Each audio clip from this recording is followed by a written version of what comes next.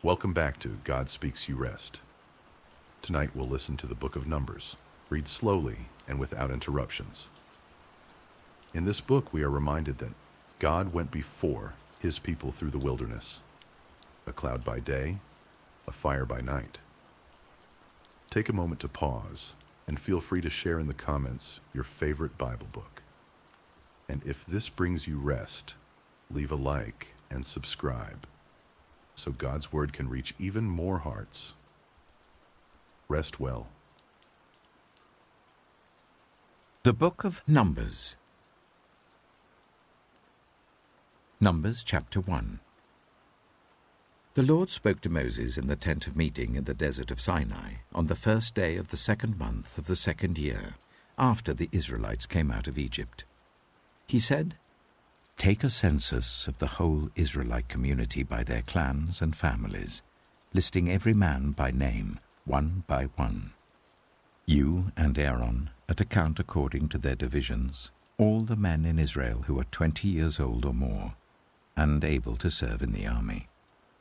1 man from each tribe, each of them the head of his family, is to help you. These are the names of the men who are to assist you. From Reuben, Elizur, son of Shedeiah. From Simeon, Shelumiel, son of Zurishaddai. From Judah, Nachshon, son of Amminadab. From Issachar, Nathanael, son of Zuar. From Zebulun, Eliab, son of Helon. From the sons of Joseph. From Ephraim, Elishama, son of Ammihud.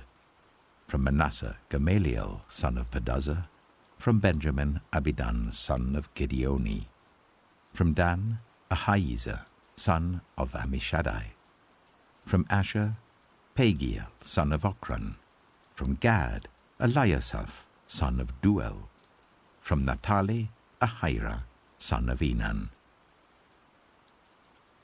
These were the men appointed from the community, the leaders of their ancestral tribes. They were the heads of the clans of Israel. Moses and Aaron took these men whose names had been specified, and they called the whole community together on the first day of the second month. The people registered their ancestry by their clans and families, and the men 20 years old or more were listed by name, one by one, as the Lord commanded Moses. And so he counted them in the desert of Sinai.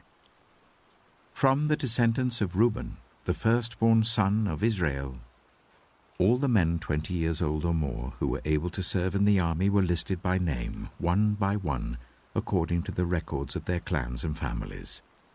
The number from the tribe of Reuben was 46,500. From the descendants of Simeon, all the men 20 years old or more who were able to serve in the army were counted and listed by name, one by one, according to the records of their clans and families. The number from the tribe of Simeon was 59,300. From the descendants of Gad, all the men 20 years old or more who were able to serve in the army were listed by name, according to the records of their clans and families. The number from the tribe of Gad was 45,650. From the descendants of Judah, all the men 20 years old or more who were able to serve in the army were listed by name, according to the records of their clans and families. The number from the tribe of Judah was 74,600. From the descendants of Issachar, all the men 20 years old or more who were able to serve in the army were listed by name, according to the records of their clans and families. The number from the tribe of Issachar was 54,400. From the descendants of Zebulun, all the men 20 years old or more who were able to serve in the army were listed by name, according to the records of their clans and families. The number from the tribe of Zebulun was 57,400. From the sons of Joseph, from the descendants of Ephraim, all the men 20 years old or more who were able to serve in the army were listed by name, according to the records of their clans and families. The number from the tribe of Ephraim was 40,500. From the descendants of Manasseh, All the men 20 years old or more who were able to serve in the army were listed by name, according to the records of their clans and families. The number from the tribe of Manasseh was 32,200. From the descendants of Benjamin, all the men 20 years old or more who were able to serve in the army were listed by name, according to the records of their clans and families. The number from the tribe of Benjamin was 35,400. From the descendants of Dan, all the men 20 years old or more who were able to serve in the army were listed by name according to the records of their clans and families. The number from the tribe of Dan was 62,700. From the descendants of Asher, all the men 20 years old or more who were able to serve in the army were listed by name according to the records of their clans and families. The number from the tribe of Asher was 41,500. From the descendants of Naphtali, all the men 20 years old or more who were able to serve in the army were listed by name, according to the records of their clans and families. The number from the tribe of Naphtali was 53,400. These were the men counted by Moses and Aaron and the 12 leaders of Israel, each one representing his family. All the Israelites, 20 years old or more, who were able to serve in Israel's army, were counted according to their families. The total number was 603,550. The ancestral tribe of the Levites, however, was not counted along with the others. The Lord had said to Moses, "You must not count the tribe of Levi, or include them in the census of the other Israelites. Instead, appoint the Levites to be in charge of the tabernacle of the covenant law, over all its furnishings and everything belonging to it. They are to carry the tabernacle and all its furnishings. They are to take care of it and camp round it. Whenever the tabernacle is to move, the Levites are to take it down, and whenever the tabernacle is to be set up, the Levites shall do it. Anyone else who approaches it is to be put to death." The Israelites are to set up their tents by divisions, each of them in their own camp under their standard. The Levites, however, are to set up their tents round the tabernacle of the covenant law, so that my wrath will not fall on the Israelite community. The Levites are to be responsible for the care of the tabernacle of the covenant law. The Israelites did all this just as the Lord commanded Moses.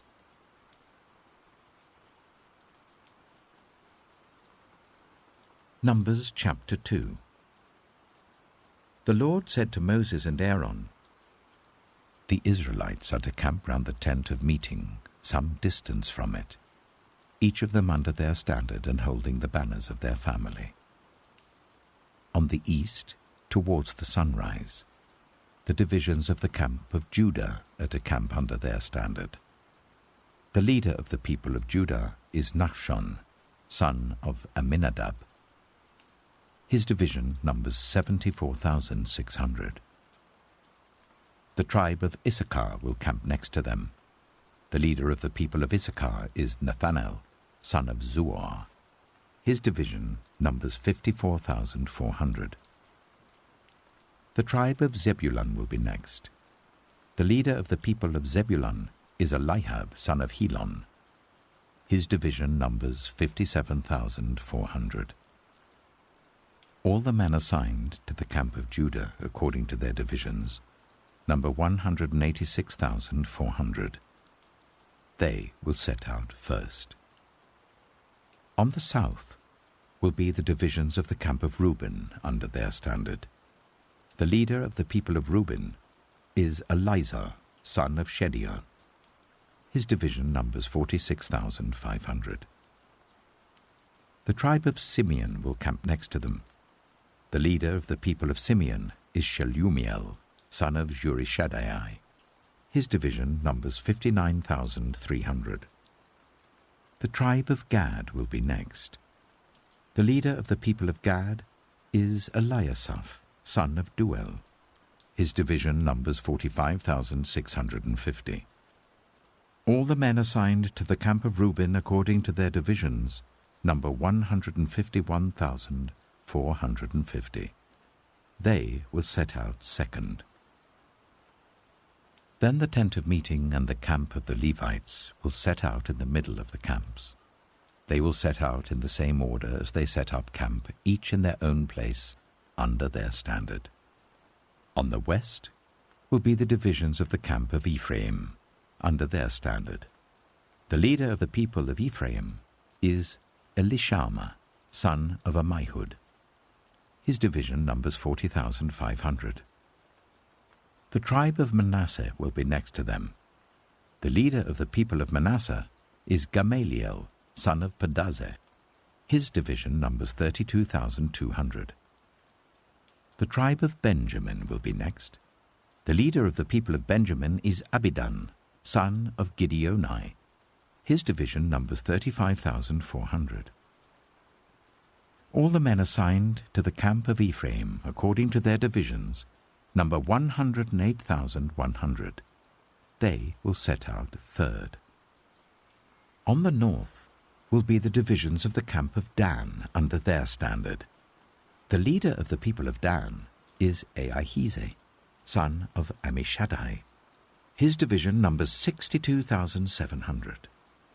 The tribe of Asher will camp next to them. The leader of the people of Asher is Pagiel, son of Ochran. His division numbers 41,500. The tribe of Naphtali will be next.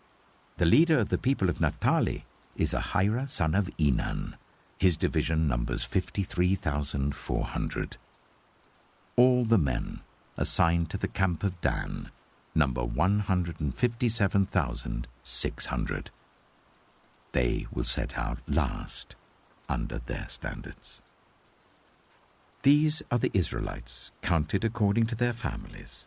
All the men in the camps by their divisions number 603,550. The Levites, however, were not counted along with the other Israelites, as the Lord commanded Moses. So the Israelites did everything the Lord commanded Moses. That is the way they camped under their standards, and that is the way they set out, each of them with their clan and family.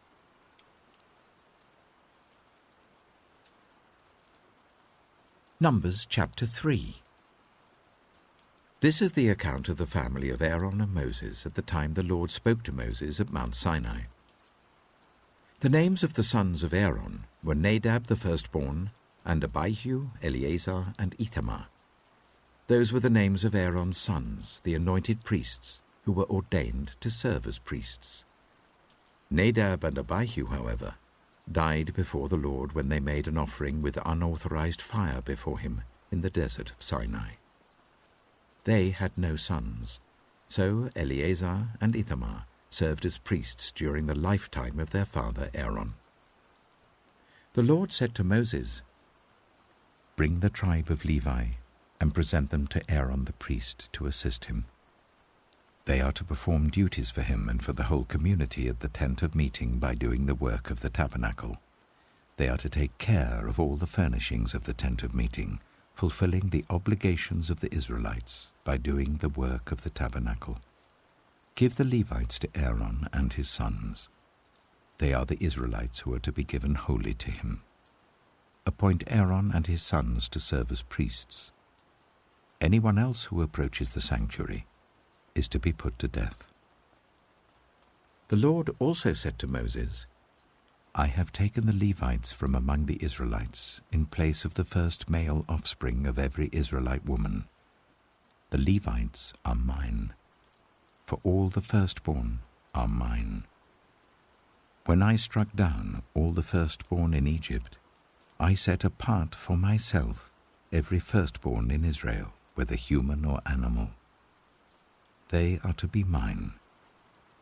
I am the Lord." The Lord said to Moses in the desert of Sinai, "Count the Levites by their families and clans. Count every male a month old or more. So Moses counted them as he was commanded by the word of the Lord. These were the names of the sons of Levi: Gershon, Kohath, and Merari. These were the names of the Gershonite clans: Libni and Shimei. The Kohathite clans: Amram, Itzhar, Hebron, and Uzziel. The Merarite clans: Malai and Mushai. These were the Levite clans according to their families. To Gershon belonged the clans of the Libnites and Shimeites. These were the Gershonite clans. The number of all the males a month old or more who were counted was 7,500. The Gershonite clans were to camp on the west behind the tabernacle. The leader of the families of the Gershonites was Eliasaph, son of Lael. At the tent of meeting, the Gershonites were responsible for the care of the tabernacle and tent, its coverings, the curtain at the entrance to the tent of meeting, the curtains of the courtyard, the curtain at the entrance to the courtyard surrounding the tabernacle and altar, and the ropes, and everything related to their use. To Kohath belonged the clans of the Amramites, Izharites, Hebronites, and Uzzielites. These were the Kohathite clans. The number of all the males a month old or more was 8,600. The Kohathites were responsible for the care of the sanctuary. The Kohathite clans were to camp on the south side of the tabernacle. The leader of the families of the Kohathite clans was Eliaphan, son of Uzziel. They were responsible for the care of the ark, the table, the lampstand, the altars, the articles of the sanctuary used in ministering, the curtain, and everything related to their use. The chief leader of the Levites was Eleazar, son of Aaron the priest. He was appointed over those who were responsible for the care of the sanctuary. To Merari belonged the clans of the Mahlites and the Mushites. These were the Merarite clans. The number of all the males a month old or more who were counted was 6,200. The leader of the families of the Merarite clans was Zuriel, son of Abihail. They were to camp on the north side of the tabernacle. The Merarites were appointed to take care of the frames of the tabernacle, its crossbars, posts, bases, all its equipment, and everything related to their use, as well as the posts of the surrounding courtyard with their bases, tent pegs, and ropes. Moses and Aaron and his sons were to camp to the east of the tabernacle, towards the sunrise, in front of the tent of meeting. They were responsible for the care of the sanctuary on behalf of the Israelites. Anyone else who approached the sanctuary was to be put to death. The total number of Levites counted at the Lord's command by Moses and Aaron according to their clans, including every male a month old or more, was 22,000. The Lord said to Moses, "Count all the firstborn Israelite males who are a month old or more, and make a list of their names. Take the Levites for me in place of all the firstborn of the Israelites, and the livestock of the Levites in place of all the firstborn of the livestock of the Israelites. I am the Lord." So Moses counted all the firstborn of the Israelites as the Lord commanded him. The total number of firstborn males a month old or more, listed by name, was 22,273. The Lord also said to Moses, "Take the Levites in place of all the firstborn of Israel, and the livestock of the Levites in place of their livestock. The Levites are to be mine. I am the Lord. To redeem the 273 firstborn Israelites who exceed the number of the Levites, collect 5 shekels for each one, according to the sanctuary shekel, which weighs 20 gerahs. Give the money for the redemption of the additional Israelites to Aaron and his sons." So Moses collected the redemption money from those who exceeded the number redeemed by the Levites. From the firstborn of the Israelites he collected silver weighing 1,365 shekels, according to the sanctuary shekel. Moses gave the redemption money to Aaron and his sons, as he was commanded by the word of the Lord.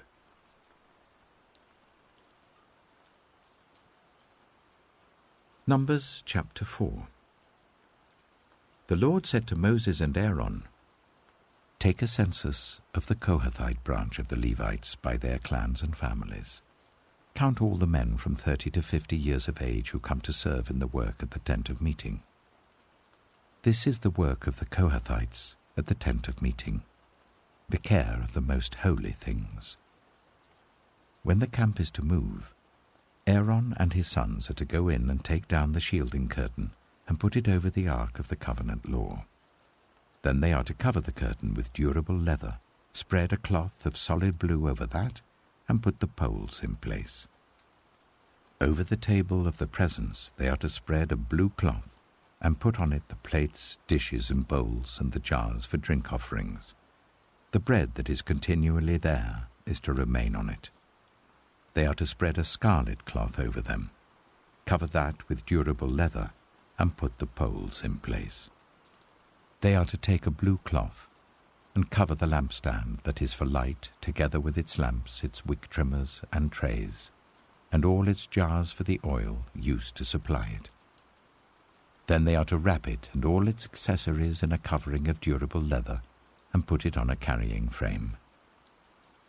Over the gold altar they are to spread a blue cloth and cover that with durable leather and put the poles in place. They are to take all the articles used for ministering in the sanctuary, wrap them in a blue cloth, cover that with durable leather, and put them on a carrying frame. They are to remove the ashes from the bronze altar and spread a purple cloth over it. Then they are to place on it all the utensils used for ministering at the altar, including the fire pans, meat forks, shovels, and sprinkling bowls. Over it they are to spread a covering of durable leather and put the poles in place. After Aaron and his sons have finished covering the holy furnishings and all the holy articles, and when the camp is ready to move, only then are the Kohathites to come and do the carrying. But they must not touch the holy things, or they will die. The Kohathites are to carry those things that are in the tent of meeting. Eleazar, son of Aaron the priest, is to have charge of the oil for the light, the fragrant incense, the regular grain offering, and the anointing oil. He is to be in charge of the entire tabernacle and everything in it, including its holy furnishings and articles. The Lord said to Moses and Aaron, "See that the Kohathite tribal clans are not destroyed from among the Levites, so that they may live and not die when they come near the most holy things. Do this for them. Aaron and his sons are to go into the sanctuary and assign to each man his work and what he is to carry. But the Kohathites must not go in to look at the holy things even for a moment, or they will die." The Lord said to Moses, "Take a census also of the Gershonites by their families and clans. Count all the men from 30 to 50 years of age who come to serve in the work at the tent of meeting. This is the service of the Gershonite clans in their carrying and their other work. They are to carry the curtains of the tabernacle, that is, the tent of meeting, its covering and its outer covering of durable leather, the curtains for the entrance to the tent of meeting, the curtains of the courtyard surrounding the tabernacle and altar, the curtain for the entrance to the courtyard, the ropes, and all the equipment used in the service of the tent. The Gershonites are to do all that needs to be done with these things.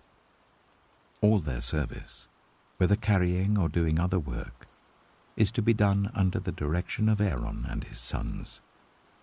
You shall assign to them as their responsibility all they are to carry. This is the service of the Gershonite clans at the tent of meeting. Their duties are to be under the direction of Ithamar, son of Aaron, the priest. Count the Merarites by their clans and families. Count all the men from 30 to 50 years of age who come to serve in the work at the tent of meeting.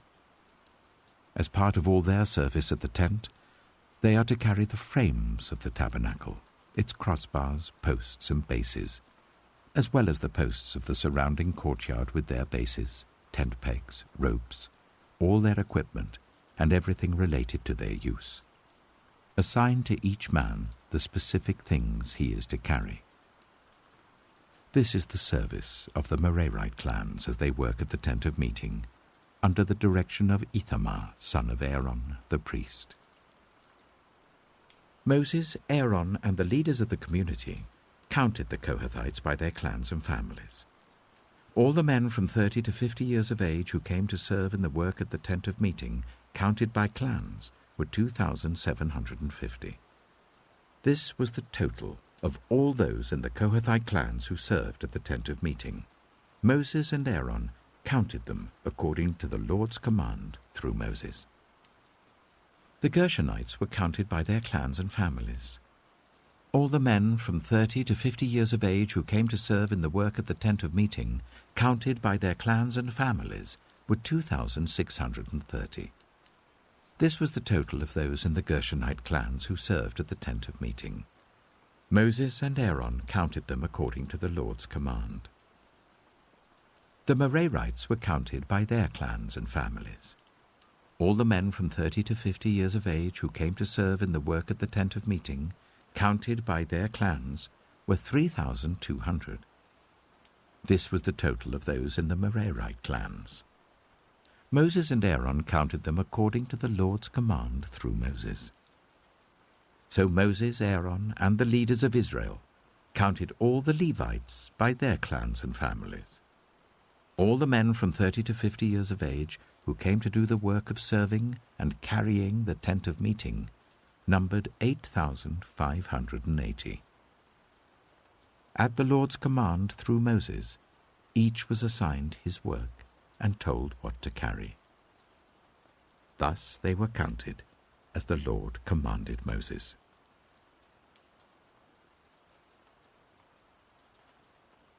Numbers chapter 5. The Lord said to Moses, "Command the Israelites to send away from the camp anyone who has a defiling skin disease or a discharge of any kind, or who is ceremonially unclean because of a dead body. Send away male and female alike. Send them outside the camp, so that they will not defile their camp where I dwell among them." The Israelites did so. They sent them outside the camp. They did just as the Lord had instructed Moses. The Lord said to Moses, "Say to the Israelites, any man or woman who wrongs another in any way, and so is unfaithful to the Lord, is guilty and must confess the sin they have committed. They must make full restitution for the wrong they have done, add 1/5 of the value to it and give it all to the person they have wronged. But if that person has no close relative to whom restitution can be made for the wrong, the restitution belongs to the Lord and must be given to the priest, along with the ram with which atonement is made for the wrongdoer. All the sacred contributions the Israelites bring to a priest will belong to him.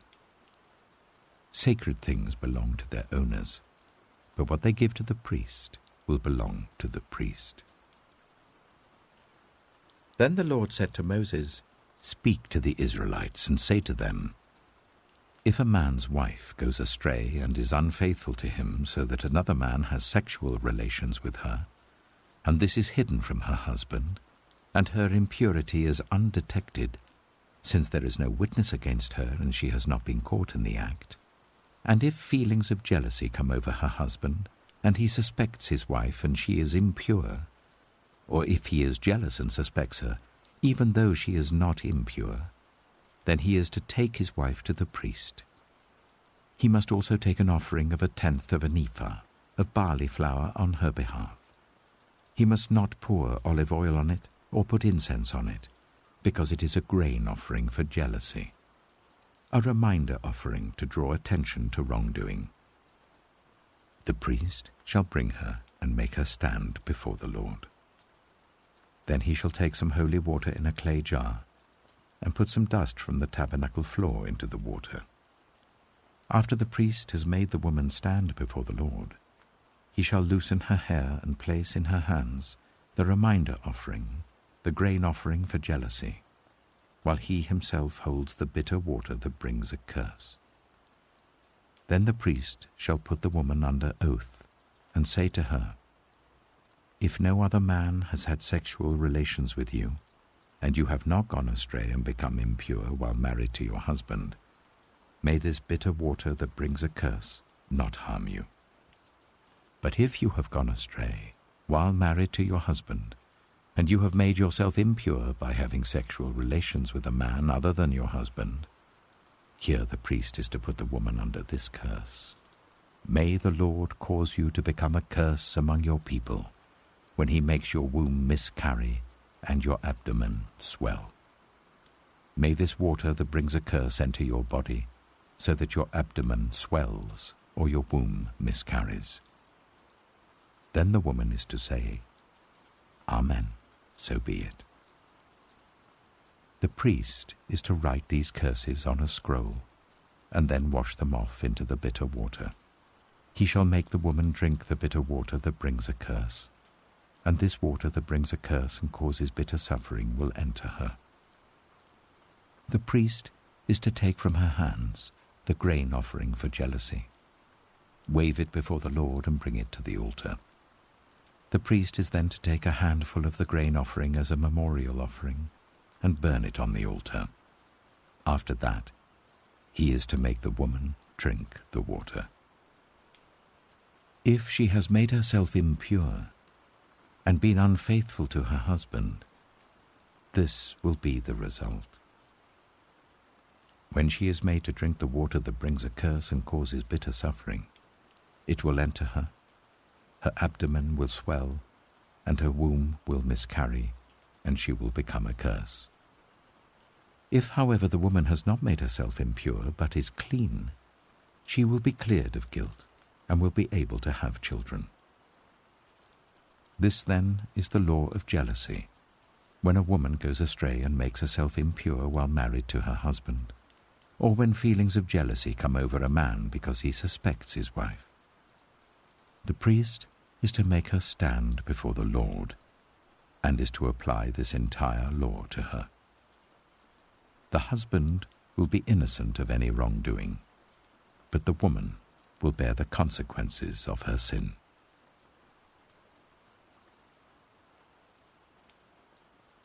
Numbers chapter 6.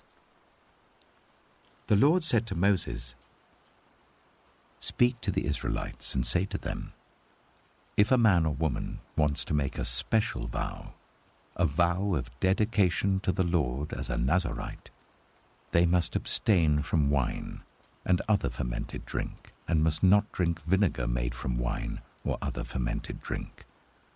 They must not drink grape juice or eat grapes or raisins. As long as they remain under their Nazirite vow, they must not eat anything that comes from the grapevine, not even the seeds or skins. During the entire period of their Nazirite vow, no razor may be used on their head. They must be holy until the period of their dedication to the Lord is over. They must let their hair grow long. Throughout the period of their dedication to the Lord, the Nazirite must not go near a dead body. Even if their own father or mother or brother or sister dies, they must not make themselves ceremonially unclean on account of them, because the symbol of their dedication to God is on their head. Throughout the period of their dedication, they are consecrated to the Lord. If someone dies suddenly in the Nazirite's presence, thus defiling the hair that symbolizes their dedication, they must shave their head on the 7th day, the day of their cleansing. Then on the 8th day, they must bring 2 doves or 2 young pigeons to the priest at the entrance to the tent of meeting. The priest is to offer one as a sin offering and the other as a burnt offering to make atonement for the Nazirite, because they sinned by being in the presence of the dead body. That same day they are to consecrate their head again. They must rededicate themselves to the Lord for the same period of dedication and must bring a year-old male lamb as a guilt offering. The previous days do not count, because they became defiled during their period of dedication. Now this is the law of the Nazirite when the period of their dedication is over. They are to be brought to the entrance to the tent of meeting. There they are to present their offerings to the Lord, a year-old male lamb without defect for a burnt offering, a year-old ewe lamb without defect for a sin offering, a ram without defect for a fellowship offering, together with their grain offerings and drink offerings, and a basket of bread made with the finest flour and without yeast, thick loaves with olive oil mixed in, and thin loaves brushed with olive oil. The priest is to present all these before the Lord and make the sin offering and the burnt offering. He is to present the basket of unleavened bread and is to sacrifice the ram as a fellowship offering to the Lord, together with its grain offering and drink offering. Then, at the entrance to the tent of meeting, the Nazirite must shave off the hair that symbolizes their dedication.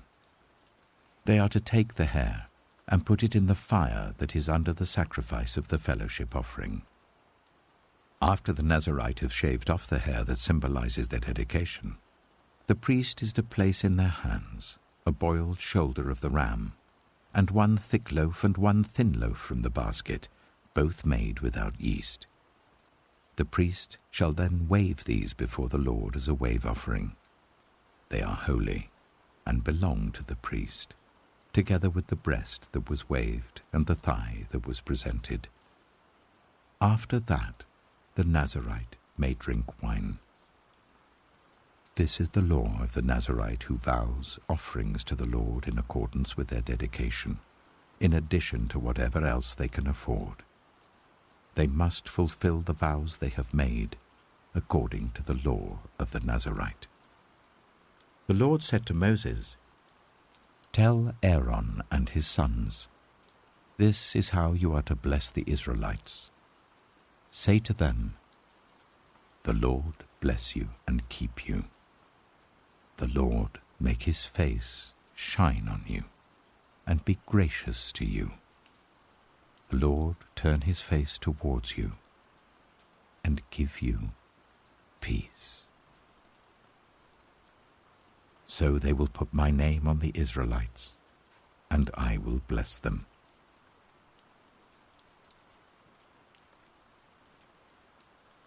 Numbers chapter 7.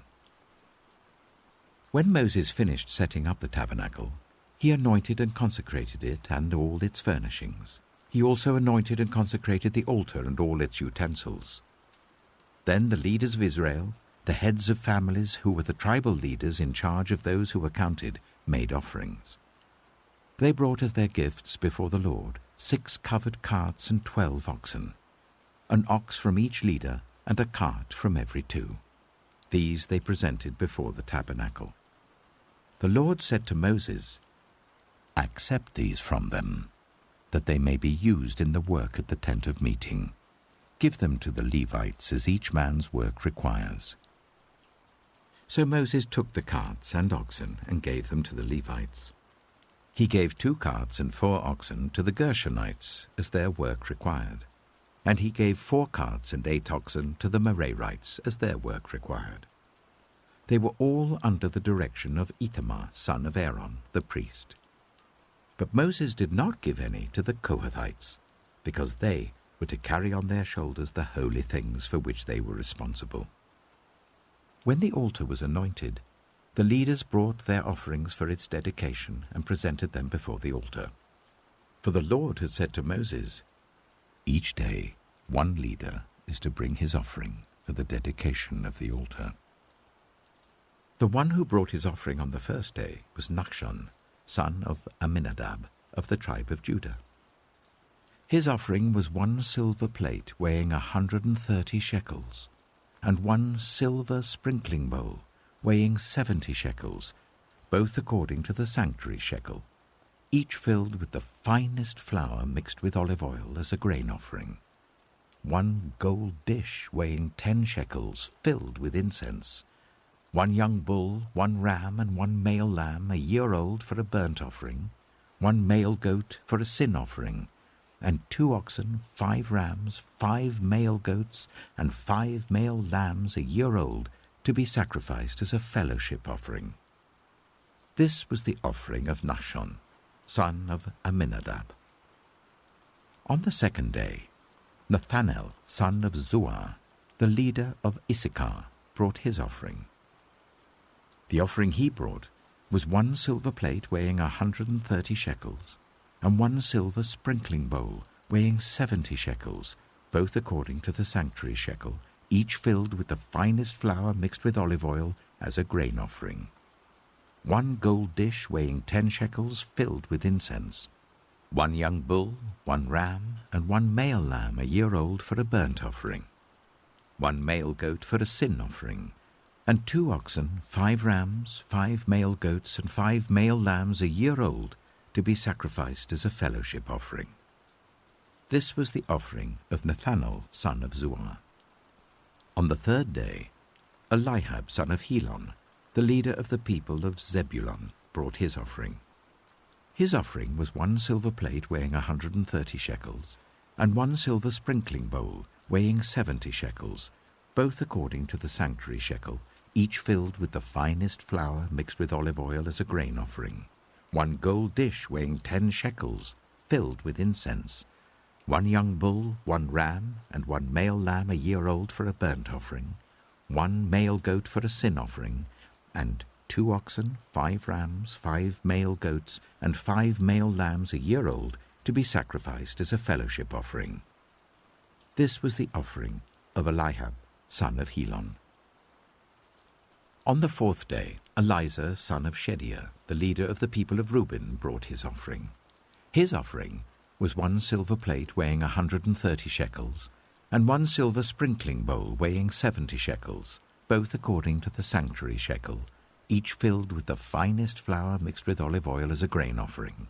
1 gold dish weighing 10 shekels, filled with incense, 1 young bull, 1 ram, and 1 male lamb a year old for a burnt offering, 1 male goat for a sin offering, and 2 oxen, 5 rams, 5 male goats, and 5 male lambs a year old, to be sacrificed as a fellowship offering. This was the offering of Elizur, son of Shedeiah. On the 5th day, Shelumiel, son of Zurishaddai, the leader of the people of Simeon, brought his offering. His offering was 1 silver plate weighing 130 shekels, and 1 silver sprinkling bowl weighing 70 shekels, both according to the sanctuary shekel, each filled with the finest flour mixed with olive oil as a grain offering. 1 gold dish weighing 10 shekels, filled with incense, 1 young bull, 1 ram, and 1 male lamb a year old for a burnt offering, 1 male goat for a sin offering, and 2 oxen, 5 rams, 5 male goats, and 5 male lambs a year old, to be sacrificed as a fellowship offering. This was the offering of Shelumiel, son of Zurishaddai. On the 6th day, Eliasaph, son of Duel, the leader of the people of Gad, brought his offering. His offering was 1 silver plate weighing 130 shekels, and 1 silver sprinkling bowl weighing 70 shekels, both according to the sanctuary shekel, each filled with the finest flour mixed with olive oil as a grain offering.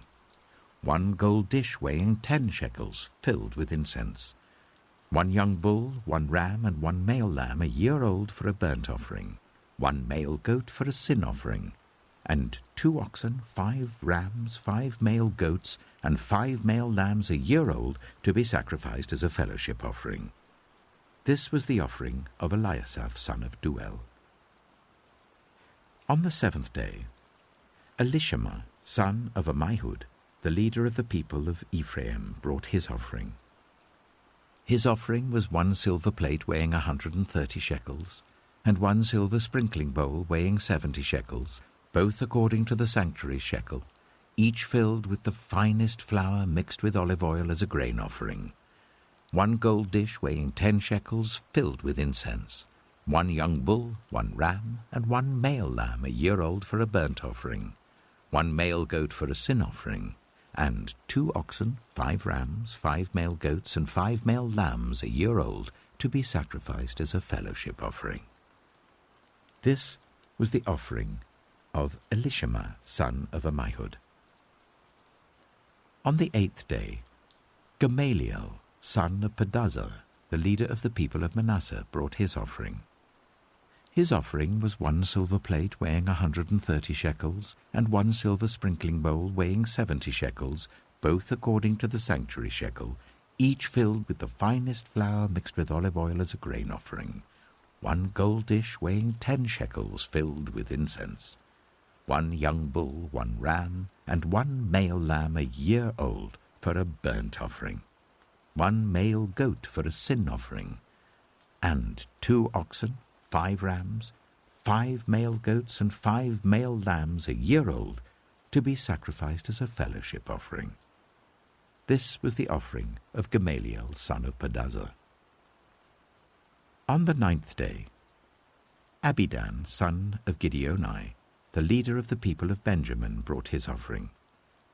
His offering was 1 silver plate weighing 130 shekels, and 1 silver sprinkling bowl weighing 70 shekels, both according to the sanctuary shekel, each filled with the finest flour mixed with olive oil as a grain offering, 1 gold dish weighing 10 shekels, filled with incense, 1 young bull, 1 ram, and 1 male lamb a year old for a burnt offering, 1 male goat for a sin offering, and 2 oxen, 5 rams, 5 male goats, and 5 male lambs a year old to be sacrificed as a fellowship offering. This was the offering of Abidan, son of Gideoni. On the 10th day, Ahiezer, son of Ammishaddai, the leader of the people of Dan, brought his offering. His offering was 1 silver plate weighing 130 shekels, and 1 silver sprinkling bowl weighing 70 shekels, both according to the sanctuary shekel, each filled with the finest flour mixed with olive oil as a grain offering, 1 gold dish weighing 10 shekels, filled with incense, 1 young bull, 1 ram, and 1 male lamb a year old for a burnt offering, 1 male goat for a sin offering, and 2 oxen, 5 rams, 5 male goats, and 5 male lambs a year old to be sacrificed as a fellowship offering. This was the offering of Ahiezer, son of Ammishaddai. On the 11th day, Pagiel, son of Ochran, the leader of the people of Asher, brought his offering. His offering was 1 silver plate weighing 130 shekels, and 1 silver sprinkling bowl weighing 70 shekels, both according to the sanctuary shekel, each filled with the finest flour mixed with olive oil as a grain offering, 1 gold dish weighing 10 shekels, filled with incense, 1 young bull, 1 ram, and 1 male lamb a year old for a burnt offering, 1 male goat for a sin offering, and 2 oxen, 5 rams, 5 male goats, and 5 male lambs a year old to be sacrificed as a fellowship offering. This was the offering of Pagiel, son of Ochran. On the 12th day, Ahira, son of Enan, the leader of the people of Naphtali, brought his offering. His offering was 1 silver plate weighing 130 shekels, and 1 silver sprinkling bowl weighing 70 shekels, both according to the sanctuary shekel, each filled with the finest flour mixed with olive oil as a grain offering, 1 gold dish weighing 10 shekels, filled with incense, 1 young bull, 1 ram, and 1 male lamb a year old for a burnt offering, 1 male goat for a sin offering, and 2 oxen, 5 rams, 5 male goats, and 5 male lambs a year old to be sacrificed as a fellowship offering. This was the offering of Ahira, son of Enan.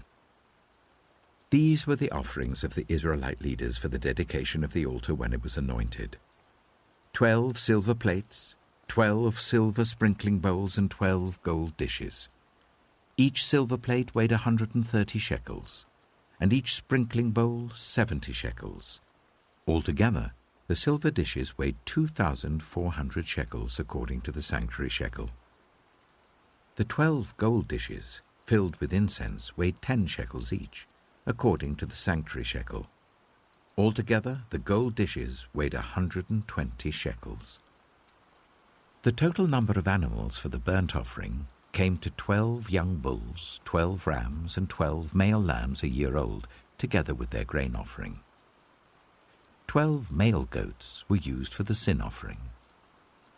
The total number of animals for the sacrifice of the fellowship offering came to 24 oxen, 60 rams, 60 male goats, and 60 male lambs a year old. These were the offerings for the dedication of the altar after it was anointed.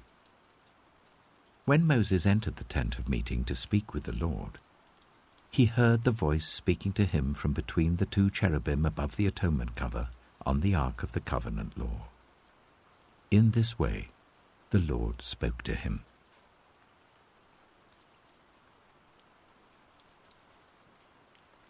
Numbers chapter 8. The Lord said to Moses, "Speak to Aaron and say to him, when you set up the lamps, see that all 7 light up the area in front of the lampstand." Aaron did so. He set up the lamps so that they faced forwards on the lampstand, just as the Lord commanded Moses. This is how the lampstand was made. It was made of hammered gold, from its base to its blossoms. The lampstand was made exactly like the pattern the Lord had shown Moses. The Lord said to Moses, "Take the Levites from among all the Israelites and make them ceremonially clean. To purify them, do this. Sprinkle the water of cleansing on them, then make them shave their whole bodies and wash their clothes, and so they will purify themselves. Make them take a young bull with its grain offering of the finest flour mixed with olive oil. Then you are to take a second young bull for a sin offering. Bring the Levites to the front of the tent of meeting and assemble the whole Israelite community. You are to bring the Levites before the Lord, and the Israelites are to lay their hands on them. Aaron is to present the Levites before the Lord as a wave offering from the Israelites, so that they may be ready to do the work of the Lord. Then the Levites are to lay their hands on the heads of the bulls, using one for a sin offering to the Lord and the other for a burnt offering, to make atonement for the Levites. Make the Levites stand in front of Aaron and his sons, and then present them as a wave offering to the Lord. In this way, you are to set the Levites apart from the other Israelites, and the Levites will be mine. After you have purified the Levites and presented them as a wave offering, they are to come to do their work at the tent of meeting. They are the Israelites who are to be given wholly to me. I have taken them as my own, in place of the firstborn, the first male offspring from every Israelite woman. Every firstborn male in Israel, whether human or animal, is mine. When I struck down all the firstborn in Egypt, I set them apart for myself. And I have taken the Levites in place of all the firstborn sons in Israel. From among all the Israelites, I have given the Levites as gifts to Aaron and his sons to do the work at the tent of meeting on behalf of the Israelites, and to make atonement for them so that no plague will strike the Israelites when they go near the sanctuary. Moses, Aaron, and the whole Israelite community did with the Levites just as the Lord commanded Moses. The Levites purified themselves and washed their clothes. Then Aaron presented them as a wave offering before the Lord and made atonement for them to purify them. After that, the Levites came to do their work at the tent of meeting under the supervision of Aaron and his sons. They did with the Levites just as the Lord commanded Moses. The Lord said to Moses, "This applies to the Levites. Men 25 years old or more shall come to take part in the work at the tent of meeting, but at the age of 50 they must retire from their usual duties and work no longer. They may assist their brothers in performing their duties at the tent of meeting, but they themselves must not do the work. This, then, is how you are to assign the responsibilities of the Levites."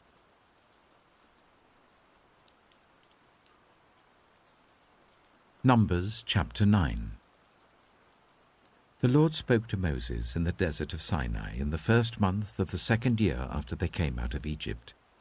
He said, "Make the Israelites celebrate the Passover at the appointed time. Celebrate it at the appointed time, at twilight on the 14th day of this month, in accordance with all its rules and regulations." So Moses told the Israelites to celebrate the Passover, and they did so in the desert of Sinai at twilight on the 14th day of the 1st month. The Israelites did everything just as the Lord commanded Moses. But some of them could not celebrate the Passover on that day, because they were ceremonially unclean on account of a dead body. So they came to Moses and Aaron on that same day, and said to Moses, "We have become unclean because of a dead body.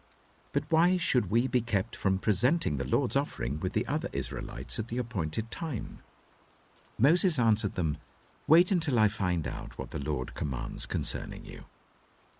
Then the Lord said to Moses, "Tell the Israelites, when any of you or your descendants are unclean because of a dead body, or are away on a journey, they are still to celebrate the Lord's Passover. But they are to do it on the 14th day of the 2nd month at twilight. They are to eat the lamb together with unleavened bread and bitter herbs. They must not leave any of it till morning or break any of its bones. When they celebrate the Passover, they must follow all the regulations. But if anyone who is ceremonially clean and not on a journey fails to celebrate the Passover, they must be cut off from their people for not presenting the Lord's offering at the appointed time. They will bear the consequences of their sin. A foreigner residing among you is also to celebrate the Lord's Passover in accordance with its rules and regulations. You must have the same regulations for both the foreigner and the native-born. On the day the tabernacle, the tent of the covenant law, was set up, the cloud covered it. From evening till morning the cloud above the tabernacle looked like fire. That is how it continued to be. The cloud covered it, and at night it looked like fire.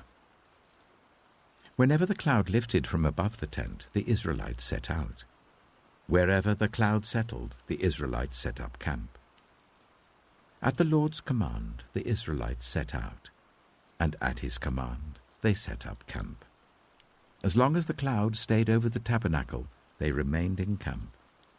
When the cloud remained over the tabernacle a long time, the Israelites obeyed the Lord's order and did not set out.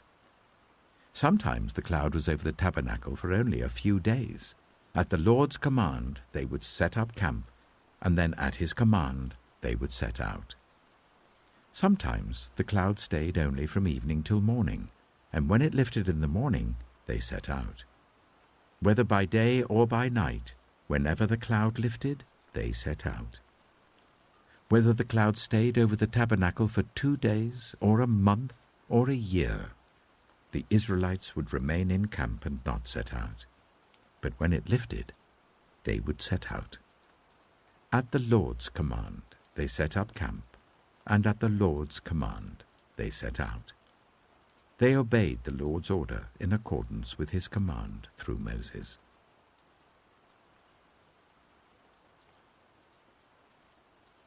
Numbers chapter 10.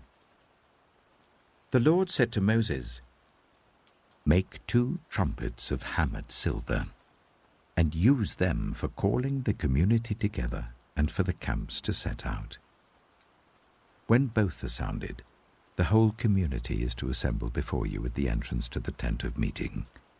If only one is sounded, the leaders, the heads of the clans of Israel, are to assemble before you. When a trumpet blast is sounded, the tribes camping on the east are to set out. At the sounding of a second blast, the camps on the south are to set out. The blast will be the signal for setting out. To gather the assembly, blow the trumpets, but not with the signal for setting out. The sons of Aaron, the priests, are to blow the trumpets. This is to be a lasting ordinance for you and the generations to come. When you go into battle in your own land against an enemy who is oppressing you, sound a blast on the trumpets. Then you will be remembered by the Lord your God and rescued from your enemies. Also, at your times of rejoicing, your appointed festivals and new moon feasts, you are to sound the trumpets over your burnt offerings and fellowship offerings, and they will be a memorial for you before your God. I am the Lord your God. On the 20th day of the second month of the second year, the cloud lifted from above the tabernacle of the covenant law. Then the Israelites set out from the desert of Sinai and travelled from place to place until the cloud came to rest in the desert of Paran. They set out this first time at the Lord's command through Moses. The divisions of the camp of Judah went first, under their standard. Nachshon, son of Amminadab, was in command. Nathanael, son of Zuar, was over the division of the tribe of Issachar, and Eliab, son of Helon, was over the division of the tribe of Zebulun. Then the tabernacle was taken down, and the Gershonites and Merarites who carried it set out. The divisions of the camp of Reuben went next under their standard. Elizur, son of Shedeur, was in command. Shelumiel, son of Zurishaddai, was over the division of the tribe of Simeon, and Eliasaph, son of Duel, was over the division of the tribe of Gad. Then the Kohathites set out carrying the holy things. The tabernacle was to be set up before they arrived. The divisions of the camp of Ephraim went next under their standard. Elishama, son of Ammihud, was in command. Gamaliel, son of Pedazur, was over the division of the tribe of Manasseh, and Abidah, son of Gideoni, was over the division of the tribe of Benjamin. Finally, as the rear guard for all the units, the divisions of the camp of Dan set out under their standards. Ahiezer, son of Ammishaddai, was in command. Pagiel, son of Ochran, was over the division of the tribe of Asher, and Ahira, son of Enan, was over the division of the tribe of Naphtali. This was the order of march for the Israelite divisions as they set out. Now Moses said to Hobab, son of Ruel, the Midianite, Moses' father-in-law, "We're setting out for the place about which the Lord said, 'I will give it to you.' Come with us, and we will treat you well, for the Lord has promised good things to Israel." He answered, "No, I will not go. I am going back to my own land and my own people." But Moses said, "Please do not leave us. You know where we should camp in the wilderness, and you can be our eyes. If you come with us, we will share with you whatever good things the Lord gives us." So they set out from the mountain of the Lord and travelled for 3 days. The ark of the covenant of the Lord went before them during those 3 days to find them a place to rest. The cloud of the Lord was over them by day when they set out from the camp. Whenever the ark set out, Moses said, "Rise up, Lord. May your enemies be scattered. May your foes flee before you." Whenever it came to rest, he said, "Return, Lord, to the countless thousands of Israel."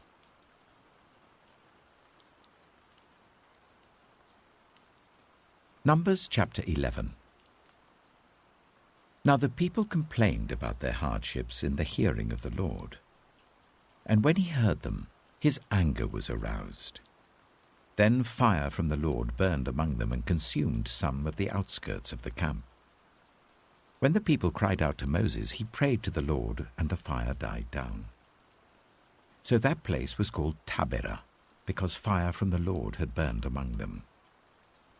The rabble with them began to crave other food.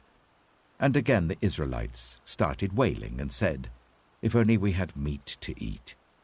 We remember the fish we ate in Egypt at no cost, also the cucumbers, melons, leeks, onions, and garlic. But now we have lost our appetite. We never see anything but this manna." The manna was like coriander seed and looked like resin. The people went around gathering it and then ground it in a hand mill or crushed it in a mortar. They cooked it in a pot or made it into loaves, and it tasted like something made with olive oil. When the dew settled on the camp at night, the manna also came down. Moses heard the people of every family wailing at the entrance to their tents. The Lord became exceedingly angry, and Moses was troubled. He asked the Lord, "Why have you brought this trouble on your servant? What have I done to displease you, that you put the burden of all these people on me? Did I conceive all these people? Did I give them birth? Why do you tell me to carry them in my arms as a nurse carries an infant to the land you promised on oath to their ancestors? Where can I get meat for all these people? They keep wailing to me, 'Give us meat to eat.' I cannot carry all these people by myself. The burden is too heavy for me. If this is how you are going to treat me, please go ahead and kill me right now, if I have found favor in your eyes, and do not let me face my own ruin." The Lord said to Moses, "Bring me 70 of Israel's elders who are known to you as leaders and officials among the people. Make them come to the tent of meeting, that they may stand there with you. I will come down and speak with you there, and I will take some of the power of the Spirit that is on you and put it on them. They will share the burden of the people with you, so that you will not have to carry it alone. Tell the people, 'Consecrate yourselves in preparation for tomorrow, when you will eat meat.' The Lord heard you when you wailed, 'If only we had meat to eat. We were better off in Egypt.' Now the Lord will give you meat, and you will eat it. You will not eat it for just 1 day or 2 days or 5, 10, or 20 days, but for a whole month, until it comes out of your nostrils and you loathe it, because you have rejected the Lord who is among you, and have wailed before him, saying, 'Why did we ever leave Egypt?'" But Moses said, "Here I am among 600,000 men on foot, and you say, 'I will give them meat to eat for a whole month?' Would they have enough if flocks and herds were slaughtered for them? Would they have enough if all the fish in the sea were caught for them?" The Lord answered Moses, "Is the Lord's arm too short? Now you will see whether or not what I say will come true for you." So Moses went out and told the people what the Lord had said. He brought together 70 of their elders and made them stand round the tent. Then the Lord came down in the cloud and spoke with him, and he took some of the power of the Spirit that was on him and put it on the 70 elders. When the Spirit rested on them, they prophesied, but did not do so again. However, 2 men, whose names were Eldad and Medad, had remained in the camp. They were listed among the elders, but did not go out to the tent. Yet the Spirit also rested on them, and they prophesied in the camp. A young man ran and told Moses, "Eldad and Medad are prophesying in the camp." Joshua, son of Nun, who had been Moses' assistant since youth, spoke up and said, "Moses, my lord, stop them." But Moses replied, "Are you jealous for my sake? I wish that all the Lord's people were prophets, and that the Lord would put his Spirit on them." Then Moses and the elders of Israel returned to the camp. Now a wind went out from the Lord and drove quail in from the sea. It scattered them up to 2 cubits deep all round the camp, as far as a day's walk in any direction. All that day and night and all the next day the people went out and gathered quail. No one gathered less than 10 homers. Then they spread them out all around the camp. But while the meat was still between their teeth and before it could be consumed, the anger of the Lord burned against the people, and he struck them with a severe plague. Therefore the place was named Kibroth Hattaavah, because there they buried the people who had craved other food. From Kibroth Hattaavah the people travelled to Hazeroth and stayed there.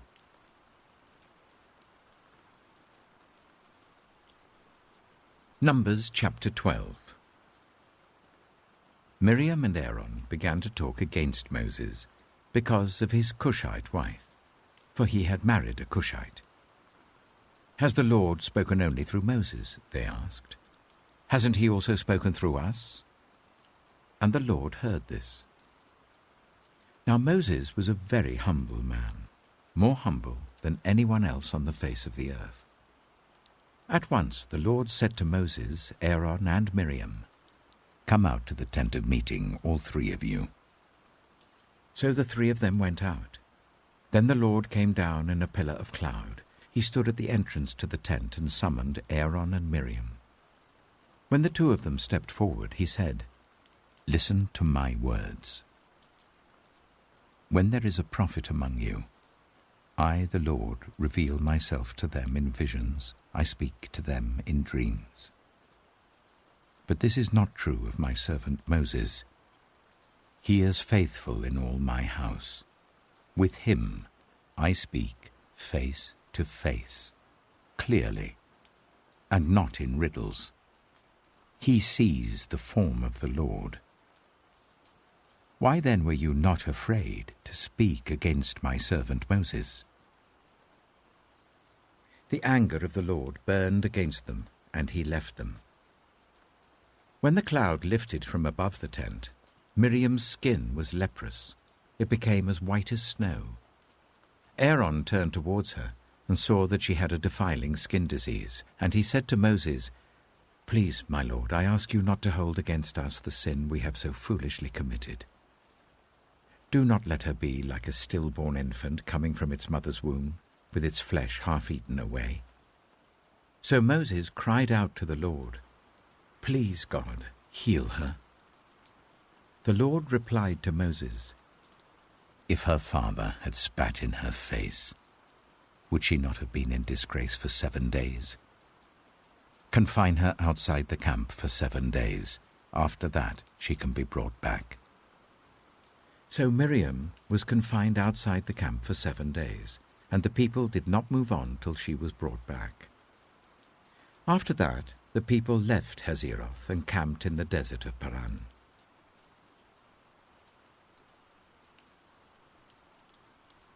Numbers chapter 13. The Lord said to Moses, "Send some men to explore the land of Canaan, which I am giving to the Israelites. From each ancestral tribe send one of its leaders." So at the Lord's command, Moses sent them out from the desert of Paran. All of them were leaders of the Israelites. These are their names. From the tribe of Reuben, Shammua, son of Zakkar.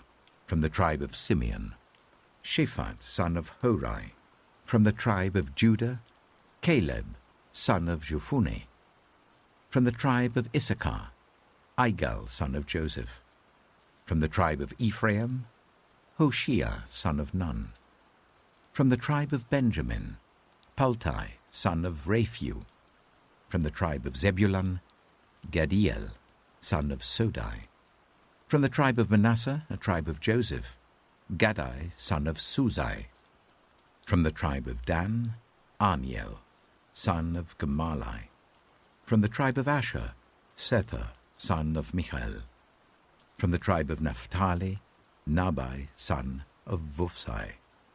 From the tribe of Gad, Gurel, son of Makai. These are the names of the men Moses sent to explore the land. Moses gave Hoshea, son of Nun, the name Joshua. When Moses sent them to explore Canaan, he said, "Go up through the Negev and on into the hill country. See what the land is like and whether the people who live there are strong or weak, few or many. What kind of land do they live in? Is it good or bad? What kind of towns do they live in? Are they unwalled or fortified? How is the soil? Is it fertile or poor? Are there trees in it or not? Do your best to bring back some of the fruit of the land." It was the season for the first ripe grapes.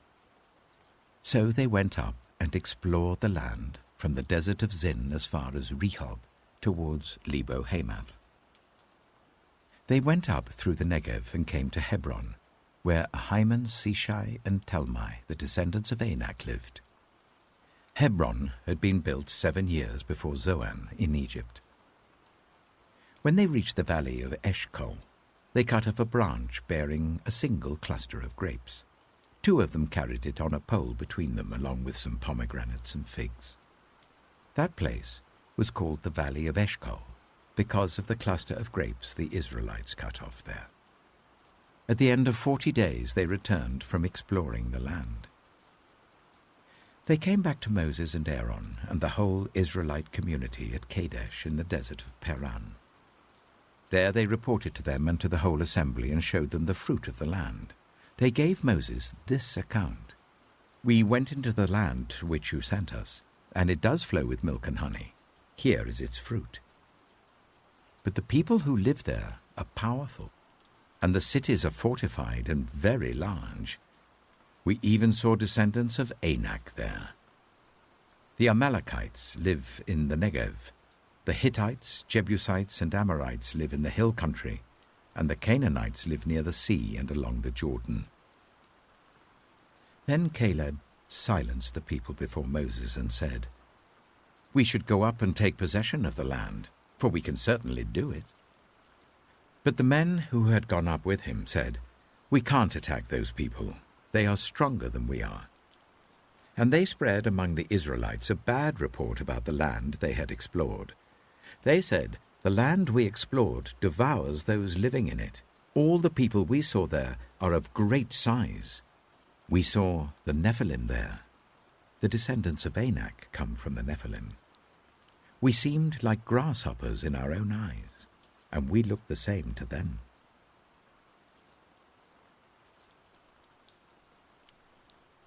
Numbers chapter 14. That night, all the members of the community raised their voices and wept aloud. All the Israelites grumbled against Moses and Aaron, and the whole assembly said to them, "If only we had died in Egypt or in this wilderness. Why is the Lord bringing us to this land only to let us fall by the sword? Our wives and children will be taken as plunder. Wouldn't it be better for us to go back to Egypt?" And they said to each other, "We should choose a leader and go back to Egypt." Then Moses and Aaron fell face down in front of the whole Israelite assembly gathered there. Joshua, son of Nun, and Caleb, son of Jephunneh, who were among those who had explored the land, tore their clothes and said to the entire Israelite assembly, "The land we passed through and explored is exceedingly good. If the Lord is pleased with us, he will lead us into that land, a land flowing with milk and honey, and will give it to us. Only do not rebel against the Lord, and do not be afraid of the people of the land, because we will devour them. Their protection is gone, but the Lord is with us.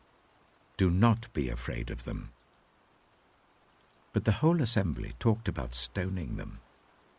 Then the glory of the Lord appeared at the tent of meeting to all the Israelites. The Lord said to Moses, "How long will these people treat me with contempt? How long will they refuse to believe in me, in spite of all the signs I have performed among them? I will strike them down with a plague and destroy them. But I will make you into a nation greater and stronger than they." Moses said to the Lord, "Then the Egyptians will hear about it. By your power you brought these people up from among them, and they will tell the inhabitants of this land about it. They have already heard that you, Lord, are with these people, and that you, Lord, have been seen face to face, that your cloud stays over them, and that you go before them in a pillar of cloud by day and a pillar of fire by night. If you put all these people to death, leaving none alive, the nations who have heard this report about you will say, 'The Lord was not able to bring these people into the land he promised them on oath, so he slaughtered them in the wilderness.' Now may the Lord's strength be displayed, just as you have declared. The Lord is slow to anger, abounding in love, and forgiving sin and rebellion. Yet he does not leave the guilty unpunished. He punishes the children for the sin of the parents to the 3rd and 4th generation. In accordance with your great love, forgive the sin of these people, just as you have pardoned them from the time they left Egypt until now." The Lord replied, "I have forgiven them as you asked. Nevertheless, as surely as I live, and as surely as the glory of the Lord fills the whole earth, not one of those who saw my glory and the signs I performed in Egypt and in the wilderness, but who disobeyed me and tested me 10 times, not one of them will ever see the land I promised on oath to their ancestors. No one who has treated me with contempt will ever see it. But because my servant Caleb has a different spirit and follows me wholeheartedly, I will bring him into the land he went to, and his descendants will inherit it. Since the Amalekites and the Canaanites are living in the valleys, turn back tomorrow and set out towards the desert, along the route to the Red Sea." The Lord said to Moses and Aaron, "How long will this wicked community grumble against me? I have heard the complaints of these grumbling Israelites, so tell them, as surely as I live, declares the Lord, I will do to you the very thing I heard you say. In this wilderness your bodies will fall, every one of you 20 years old or more, who was counted in the census and who has grumbled against me. Not one of you will enter the land I swore with uplifted hand to make your home, except Caleb, son of Jephunneh, and Joshua, son of Nun. As for your children that you said would be taken as plunder, I will bring them in to enjoy the land you have rejected.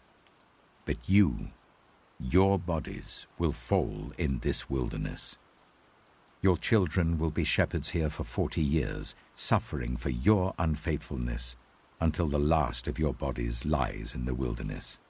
For 40 years, 1 year for each of the 40 days you explored the land, you will suffer for your sins and know what it is like to have me against you. I, the Lord, have spoken, and I will surely do these things to this whole wicked community which has banded together against me. They will meet their end in this wilderness. Here they will die."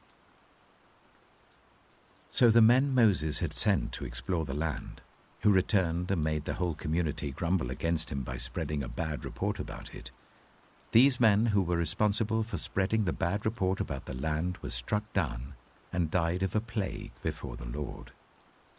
Of the men who went to explore the land, only Joshua son of Nun and Caleb son of Jephunneh survived.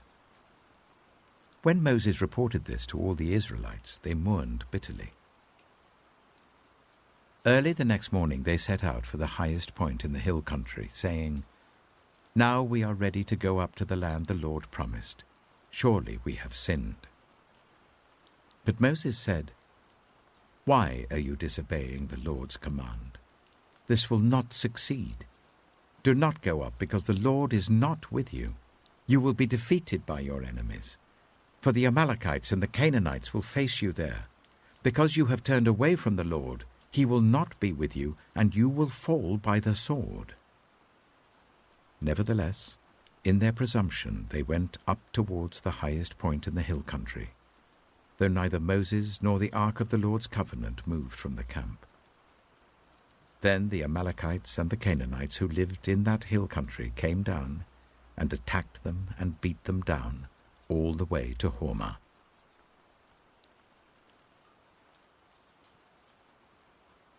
Numbers chapter 15. The Lord said to Moses, "Speak to the Israelites and say to them, after you enter the land I am giving you as a home, and you present to the Lord food offerings from the herd or the flock, as an aroma pleasing to the Lord, whether burnt offerings or sacrifices, for special vows or free will offerings or festival offerings, then the person who brings an offering shall present to the Lord a grain offering of 1/10 of an ephah of the finest flour, mixed with 1/4 of a hin of olive oil. With each lamb for the burnt offering or the sacrifice, prepare 1/4 of a hin of wine as a drink offering. With a ram, prepare a grain offering of 1/5 of an ephah of the finest flour mixed with 1/3 of a hin of olive oil, and 1/3 of a hin of wine as a drink offering. Offer it as an aroma pleasing to the Lord.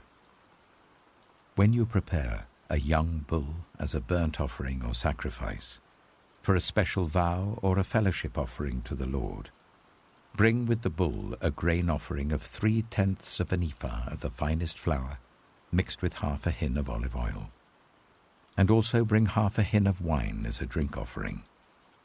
This will be a food offering, an aroma pleasing to the Lord.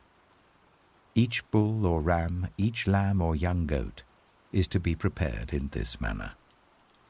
Do this for each one, for as many as you prepare. Everyone who is native born must do these things in this way when they present a food offering as an aroma pleasing to the Lord. For generations to come, whenever a foreigner or anyone else living among you presents a food offering as an aroma pleasing to the Lord, they must do exactly as you do. The community is to have the same rules for you and for the foreigner residing among you. This is a lasting ordinance for the generations to come. You and the foreigner shall be the same before the Lord. The same laws and regulations will apply both to you and to the foreigner residing among you. The Lord said to Moses, "Speak to the Israelites and say to them, when you enter the land to which I am taking you, and you eat the food of the land, present a portion as an offering to the Lord. Present a loaf from the first of your ground meal, and present it as an offering from the threshing floor. Throughout the generations to come, you are to give this offering to the Lord from the first of your ground meal. Now, if you as a community unintentionally fail to keep any of these commands the Lord gave Moses, any of the Lord's commands to you through him, from the day the Lord gave them and continuing through the generations to come, and if this is done unintentionally without the community being aware of it, then the whole community is to offer a young bull for a burnt offering as an aroma pleasing to the Lord, along with its prescribed grain offering and drink offering, and a male goat for a sin offering. The priest is to make atonement for the whole Israelite community, and they will be forgiven, for it was not intentional, and they have presented to the Lord for their wrong a food offering and a sin offering. The whole Israelite community and the foreigners residing among them will be forgiven, because all the people were involved in the unintentional wrong. But if just one person sins unintentionally, that person must bring a year-old female goat for a sin offering. The priest is to make atonement before the Lord for the one who erred by sinning unintentionally, and when atonement has been made, that person will be forgiven. One and the same law applies to everyone who sins unintentionally, whether a native-born Israelite or a foreigner residing among you. But anyone who sins defiantly, whether native-born or foreigner, utters blasphemy against the Lord and must be cut off from the people of Israel. Because they have despised the Lord's word and broken his commands, they must surely be cut off. Their guilt remains on them." While the Israelites were in the wilderness, a man was found gathering wood on the Sabbath day. Those who found him gathering wood brought him to Moses and Aaron and the whole assembly, and they kept him in custody because it was not clear what should be done to him. Then the Lord said to Moses, "The man must die. The whole assembly must stone him outside the camp." So the assembly took him outside the camp and stoned him to death, as the Lord commanded Moses. The Lord said to Moses, "Speak to the Israelites and say to them, throughout the generations to come, you are to make tassels on the corners of your garments, with a blue cord on each tassel.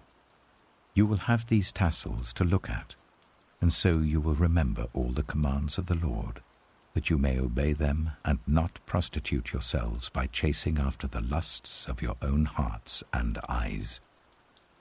Then you will remember to obey all my commands and will be consecrated to your God. I am the Lord your God, who brought you out of Egypt to be your God.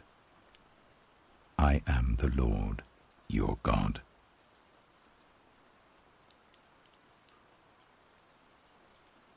Numbers chapter 16. Korah, son of Esau, the son of Kohath, the son of Levi, and certain Reubenites, Dathan and Abiram, sons of Eliab, and On, son of Peleth, became insolent and rose up against Moses. With them were 250 Israelite men, well-known community leaders who had been appointed members of the council. They came as a group to oppose Moses and Aaron and said to them, "You have gone too far. The whole community is holy, every one of them, and the Lord is with them. Why then do you set yourselves above the Lord's assembly?" When Moses heard this, he fell face down.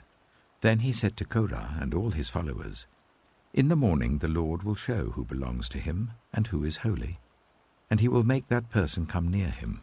The man he chooses he will cause to come near him. You, Korah, and all your followers are to do this. Take censers, and tomorrow put burning coals and incense in them before the Lord. The man the Lord chooses will be the one who is holy. You Levites have gone too far." Moses also said to Korah, "Now listen, you Levites. Isn't it enough for you that the God of Israel has separated you from the rest of the Israelite community and brought you near himself to do the work at the Lord's tabernacle and to stand before the community and minister to them? He has brought you and all your fellow Levites near himself, but now you are trying to get the priesthood too. It is against the Lord that you and all your followers have banded together. Who is Aaron that you should grumble against him?" Then Moses summoned Dathan and Abiram, the sons of Eliab. But they said, "We will not come. Isn't it enough that you have brought us up out of a land flowing with milk and honey to kill us in the wilderness? And now you also want to lord it over us? Moreover, you haven't brought us into a land flowing with milk and honey, or given us an inheritance of fields and vineyards. Do you want to treat these men like slaves? No, we will not come." Then Moses became very angry and said to the Lord, "Do not accept their offering. I have not taken so much as a donkey from them, nor have I wronged any of them." Moses said to Korah, "You and your followers are to appear before the Lord tomorrow, you and they and Aaron. Each man is to take his censer and put incense in it, 250 censers in all, and present it before the Lord. You and Aaron are to present your censers also." So each of them took his censer, put burning coals and incense in it, and stood with Moses and Aaron at the entrance to the tent of meeting. When Korah had gathered all his followers in opposition to them at the entrance to the tent of meeting, the glory of the Lord appeared to the entire assembly. The Lord said to Moses and Aaron, "Separate yourselves from this assembly, so that I can put an end to them at once." But Moses and Aaron fell face down and cried out, "O God, the God who gives breath to all living things, will you be angry with the entire assembly when only one man sins?" Then the Lord said to Moses, "Say to the assembly, move away from the tents of Korah, Dathan, and Abiram." Moses got up and went to Dathan and Abiram, and the elders of Israel followed him. He warned the assembly, "Move back from the tents of these wicked men. Do not touch anything belonging to them, or you will be swept away because of all their sins." So they moved away from the tents of Korah, Dathan, and Abiram. Dathan and Abiram had come out and were standing with their wives, children, and little ones at the entrances to their tents. Then Moses said, "This is how you will know that the Lord has sent me to do all these things, and that it was not my idea. If these men die a natural death and suffer the fate of all mankind, then the Lord has not sent me." But if the Lord brings about something totally new, and the earth opens its mouth and swallows them, with everything that belongs to them, and they go down alive into the realm of the dead, then you will know that these men have treated the Lord with contempt." As soon as he finished saying all this, the ground under them split apart, and the earth opened its mouth and swallowed them and their households, and all those associated with Korah, together with their possessions. They went down alive into the realm of the dead, with everything they owned. The earth closed over them, and they perished, and were gone from the community. At their cries, all the Israelites around them fled, shouting, "The earth is going to swallow us too." And fire came out from the Lord, and consumed the 250 men who were offering the incense. The Lord said to Moses, "Tell Eleazar, son of Aaron the priest, to remove the censers from the charred remains and scatter the coals some distance away, for the censers are holy, the censers of the men who sinned at the cost of their lives. Hammer the censers into sheets to overlay the altar, for they were presented before the Lord and have become holy. Let them be a sign to the Israelites." So Eleazar the priest collected the bronze censers brought by those who had been burned to death, and he had them hammered out to overlay the altar, as the Lord directed him through Moses. This was to remind the Israelites that no one except a descendant of Aaron should come to burn incense before the Lord, or he would become like Korah and his followers. The next day, the whole Israelite community grumbled against Moses and Aaron. "You have killed the Lord's people," they said. But when the assembly gathered in opposition to Moses and Aaron and turned towards the tent of meeting, suddenly the cloud covered it, and the glory of the Lord appeared. Then Moses and Aaron went to the front of the tent of meeting, and the Lord said to Moses, "Get away from this assembly, so that I can put an end to them at once." And they fell face down. Then Moses said to Aaron, "Take your censer and put incense in it, along with burning coals from the altar, and hurry to the assembly to make atonement for them. Wrath has come out from the Lord. The plague has started." So Aaron did as Moses said and ran into the midst of the assembly. The plague had already started among the people, but Aaron offered the incense and made atonement for them. He stood between the living and the dead, and the plague stopped. But 14,700 people died from the plague, in addition to those who had died because of Korah. Then Aaron returned to Moses at the entrance to the tent of meeting, for the plague had stopped.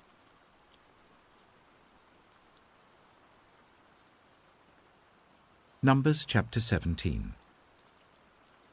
The Lord said to Moses, "Speak to the Israelites, and get 12 staffs from them, one from the leader of each of their ancestral tribes.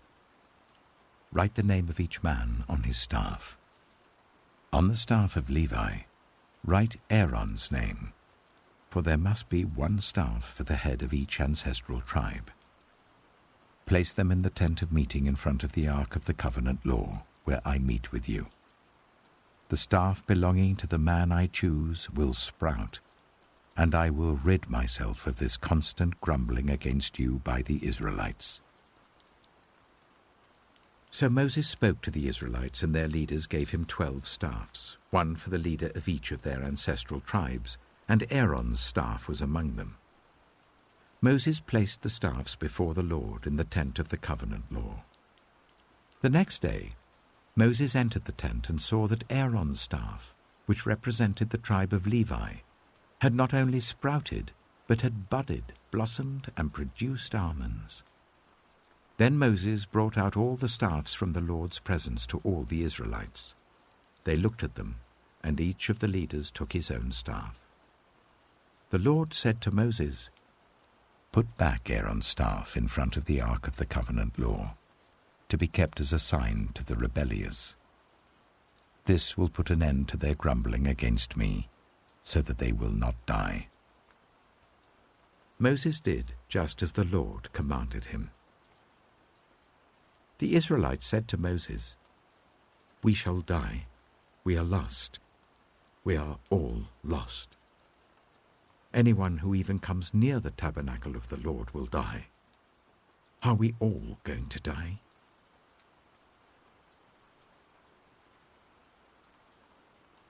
Numbers chapter 18. The Lord said to Aaron, "You, your sons, and your family are to bear the responsibility for offenses connected with the sanctuary, and you and your sons alone are to bear the responsibility for offenses connected with the priesthood. Bring your fellow Levites from your ancestral tribe to join you and assist you when you and your sons minister before the tent of the covenant law. They are to be held responsible to you and are to perform all the duties of the tent. But they must not go near the furnishings of the sanctuary or the altar. Otherwise both they and you will die. They are to join you and be responsible for the care of the tent of meeting, all the work at the tent, and no one else may come near where you are. You are to be responsible for the care of the sanctuary and the altar, so that my wrath will not fall on the Israelites again. I myself have selected your fellow Levites from among the Israelites as a gift to you, dedicated to the Lord to do the work at the tent of meeting. But only you and your sons may serve as priests in connection with everything at the altar and inside the curtain. I am giving you the service of the priesthood as a gift. Anyone else who comes near the sanctuary is to be put to death." Then the Lord said to Aaron, "I myself have put you in charge of the offerings presented to me. All the holy offerings the Israelites give me, I give to you and your sons as your portion, your perpetual share. You are to have the part of the most holy offerings that is kept from the fire. From all the gifts they bring me as most holy offerings, whether grain or sin or guilt offerings, that part belongs to you and your sons. Eat it as something most holy. Every male shall eat it. You must regard it as holy. This also is yours. Whatever is set aside from the gifts of all the wave offerings of the Israelites, I give this to you and your sons and daughters as your perpetual share. Everyone in your household who is ceremonially clean may eat it. I give you all the finest olive oil and all the finest new wine and grain they give to the Lord as the first fruits of their harvest. All the land's first fruits that they bring to the Lord will be yours. Everyone in your household who is ceremonially clean may eat it. Everything in Israel that is devoted to the Lord is yours. The first offspring of every womb, both human and animal, that is offered to the Lord is yours. But you must redeem every firstborn son and every firstborn male of unclean animals. When they are a month old, you must redeem them at the redemption price set at 5 shekels of silver, according to the sanctuary shekel, which weighs 20 gerahs. But you must not redeem the firstborn of an ox, a sheep, or a goat. They are holy. Splash their blood against the altar and burn their fat as a food offering, an aroma pleasing to the Lord. Their meat is to be yours, just as the breast of the wave offering and the right thigh are yours. Whatever is set aside from the holy offerings the Israelites present to the Lord, I give to you and your sons and daughters as your perpetual share. It is an everlasting covenant of salt before the Lord, for both you and your offspring." The Lord said to Aaron, "You will have no inheritance in their land, nor will you have any share among them. I am your share and your inheritance among the Israelites. I give to the Levites all the tithes in Israel as their inheritance in return for the work they do while serving at the tent of meeting. From now on, the Israelites must not go near the tent of meeting, or they will bear the consequences of their sin and will die. It is the Levites who are to do the work at the tent of meeting and bear the responsibility for any offenses they commit against it. This is a lasting ordinance for the generations to come. They will receive no inheritance among the Israelites. Instead, I give to the Levites as their inheritance the tithes that the Israelites present as an offering to the Lord. That is why I said concerning them, they will have no inheritance among the Israelites. The Lord said to Moses, "Speak to the Levites and say to them, when you receive from the Israelites the tithe I give you as your inheritance, you must present 1/10 of that tithe as the Lord's offering. Your offering will be reckoned to you as grain from the threshing floor or juice from the winepress. In this way you also will present an offering to the Lord from all the tithes you receive from the Israelites.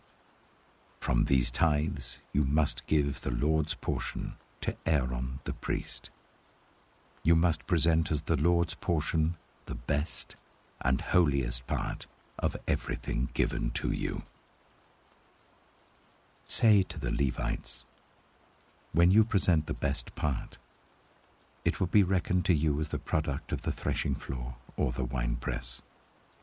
You and your households may eat the rest of it anywhere, for it is your wages for your work at the tent of meeting. By presenting the best part of it, you will not be guilty in this matter. Then you will not defile the holy offerings of the Israelites, and you will not die."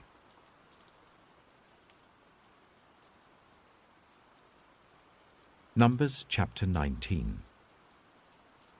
The Lord said to Moses and Aaron, "This is a requirement of the law that the Lord has commanded.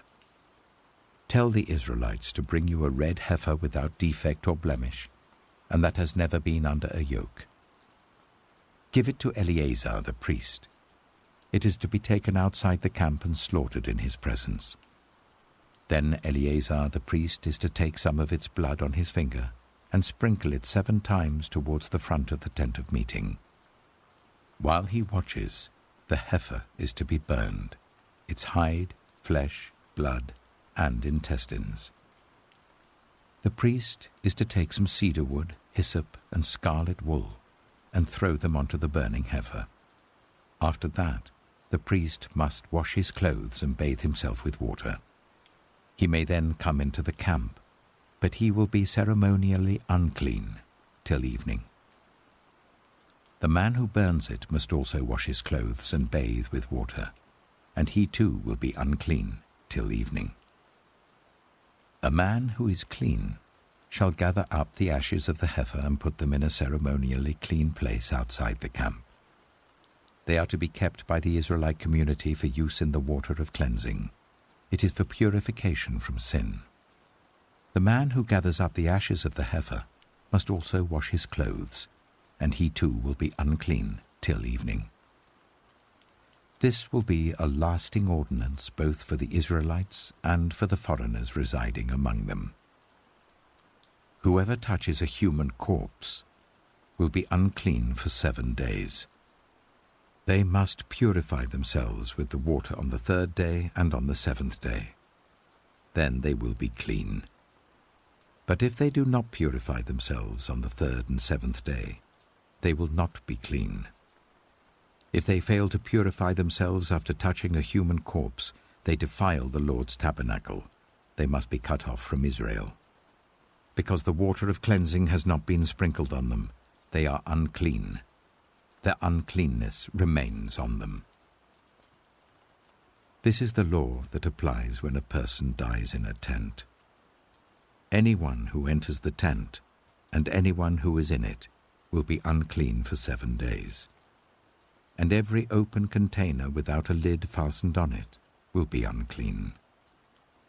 Anyone out in the open who touches someone who has been killed with a sword, or someone who has died a natural death, or anyone who touches a human bone or a grave, will be unclean for 7 days. For the unclean person, put some ashes from the burned purification offering into a jar and pour fresh water over them. Then a man who is ceremonially clean is to take some hyssop, dip it in the water and sprinkle the tent and all the furnishings and the people who were there. He must also sprinkle anyone who has touched a human bone or a grave, or anyone who has been killed, or anyone who has died a natural death. The man who is clean is to sprinkle those who are unclean on the 3rd and 7th days, and on the 7th day he is to purify them. Those who are being cleansed must wash their clothes and bathe with water, and that evening they will be clean. But if those who are unclean do not purify themselves, they must be cut off from the community, because they have defiled the sanctuary of the Lord. The water of cleansing has not been sprinkled on them, and they are unclean. This is a lasting ordinance for them. The man who sprinkles the water of cleansing must also wash his clothes, and anyone who touches the water of cleansing will be unclean till evening. Anything that an unclean person touches becomes unclean, and anyone who touches it becomes unclean till evening.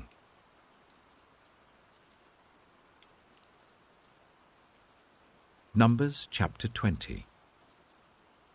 In the 1st month, the whole Israelite community arrived at the desert of Zin, and they stayed at Kadesh.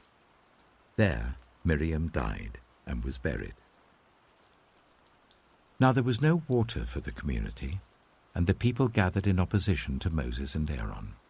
They quarreled with Moses and said, "If only we had died when our brothers fell dead before the Lord. Why did you bring the Lord's community into this wilderness, that we and our livestock should die here? Why did you bring us up out of Egypt to this terrible place? It has no corn or figs, grapevines or pomegranates, and there is no water to drink." Moses and Aaron went from the assembly to the entrance to the tent of meeting and fell face down, and the glory of the Lord appeared to them. The Lord said to Moses, "Take the staff, and you and your brother Aaron gather the assembly together. Speak to that rock before their eyes, and it will pour out its water. You will bring water out of the rock for the community, so that they and their livestock can drink." So Moses took the staff from the Lord's presence, just as he commanded him. He and Aaron gathered the assembly together in front of the rock, and Moses said to them, "Listen, you rebels, must we bring you water out of this rock?" Then Moses raised his arm and struck the rock twice with his staff. Water gushed out, and the community and their livestock drank. But the Lord said to Moses and Aaron, "Because you did not trust in me enough to honor me as holy in the sight of the Israelites, you will not bring this community into the land I give them." These were the waters of Meribah, where the Israelites quarreled with the Lord, and where he was proved holy among them. Moses sent messengers from Kadesh to the king of Edom, saying, "This is what your brother Israel says. You know about all the hardships that have come on us. Our ancestors went down into Egypt, and we lived there many years. The Egyptians ill-treated us and our ancestors, but when we cried out to the Lord, he heard our cry, and sent an angel and brought us out of Egypt. Now we are here at Kadesh, a town on the edge of your territory. Please let us pass through your country. We will not go through any field or vineyard or drink water from any well. We will travel along the king's highway and not turn to the right or to the left until we have passed through your territory." But Edom answered, "You may not pass through here. If you try, we will march out and attack you with the sword." The Israelites replied, We will go along the main road, and if we or our livestock drink any of your water, we will pay for it. We only want to pass through on foot, nothing else." Again they answered, "You may not pass through." Then Edom came out against them with a large and powerful army. Since Edom refused to let them go through their territory, Israel turned away from them. The whole Israelite community set out from Kadesh and came to Mount Hor. At Mount Hor, near the border of Edom, the Lord said to Moses and Aaron, "Aaron will be gathered to his people.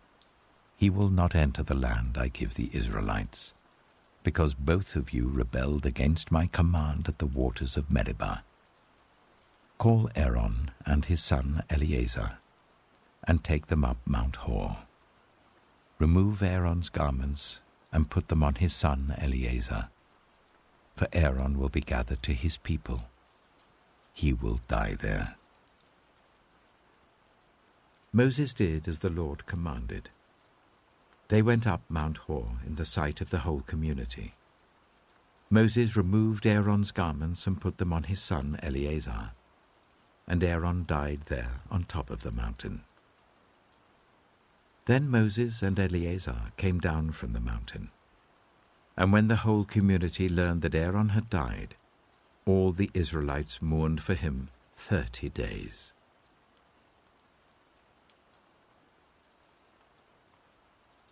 Numbers chapter 21. When the Canaanite king of Arad, who lived in the Negev, heard that Israel was coming along the road to Atharim, he attacked the Israelites and captured some of them. Then Israel made this vow to the Lord: "If you will deliver these people into our hands, we will totally destroy their cities." The Lord listened to Israel's plea and gave the Canaanites over to them. They completely destroyed them and their towns, so the place was named Hormah. They travelled from Mount Hor along the route to the Red Sea to go round Edom. But the people grew impatient on the way. They spoke against God and against Moses and said, "Why have you brought us up out of Egypt to die in the wilderness? There is no bread, there is no water, and we detest this miserable food." Then the Lord sent venomous snakes among them. They bit the people, and many Israelites died. The people came to Moses and said, "We sinned when we spoke against the Lord and against you. Pray that the Lord will take the snakes away from us." So Moses prayed for the people. The Lord said to Moses, "Make a snake and put it up on a pole. Anyone who is bitten can look at it and live." So Moses made a bronze snake and put it up on a pole. Then when anyone was bitten by a snake and looked at the bronze snake, they lived. The Israelites moved on and camped at Oboth. Then they set out from Oboth and camped in Ie Abarim, in the wilderness that faces Moab towards the sunrise. From there they moved on and camped in the Zered Valley. They set out from there and camped alongside the Arnon, which is in the wilderness extending into Amorite territory. The Arnon is the border of Moab, between Moab and the Amorites. That is why the book of the wars of the Lord says, "Zahab in Zuphah and the ravines, the Arnon and the slopes of the ravines that lead to the settlement of Ar, and lie along the border of Moab." From there they continued on to Beer, the well where the Lord said to Moses, "Gather the people together, and I will give them water." Then Israel sang this song: "Spring up, O well, sing about it, about the well that the princes dug, that the nobles of the people sank, the nobles with scepters and staffs." Then they went from the wilderness to Mattanah, from Mattanah to Nahaliel, from Nahaliel to Bamoth, and from Bamoth to the valley in Moab, where the top of Pisgah overlooks the wasteland. Israel sent messengers to say to Sihon, king of the Amorites, "Let us pass through your country. We will not turn aside into any field or vineyard or drink water from any well. We will travel along the king's highway until we have passed through your territory." But Sihon would not let Israel pass through his territory. He mustered his entire army and marched out into the wilderness against Israel. When he reached Jahaz, he fought with Israel. Israel, however, put him to the sword and took over his land from the Arnon to the Jabbok, but only as far as the Ammonites, because their border was fortified. Israel captured all the cities of the Amorites and occupied them, including Heshbon and all its surrounding settlements. Heshbon was the city of Sihon, king of the Amorites, who had fought against the former king of Moab, and had taken from him all his land as far as the Arnon. That is why the poets say, "Come to Heshbon and let it be rebuilt. Let Sihon's city be restored." Fire went out from Heshbon, a blaze from the city of Sihon. It consumed Ar of Moab, the citizens of Arnon's heights. Woe to you, Moab! You are destroyed, people of Chemosh. He has given up his sons as fugitives and his daughters as captives to Sihon, king of the Amorites. But we have overthrown them. Heshbon's dominion has been destroyed all the way to Dibon, and we have demolished them as far as Nophah, which extends to Medeba. So Israel settled in the land of the Amorites. After Moses had sent spies to Jazer, the Israelites captured its surrounding settlements and drove out the Amorites who were there. Then they turned and went up along the road towards Bashan. And Og, king of Bashan, and his whole army marched out to meet them in battle at Edrei. The Lord said to Moses, "Do not be afraid of him, for I have delivered him into your hands, along with his whole army and his land. Do to him what you did to Sihon, king of the Amorites, who reigned in Heshbon." So they struck him down, together with his sons and his whole army, leaving them no survivors, and they took possession of his land.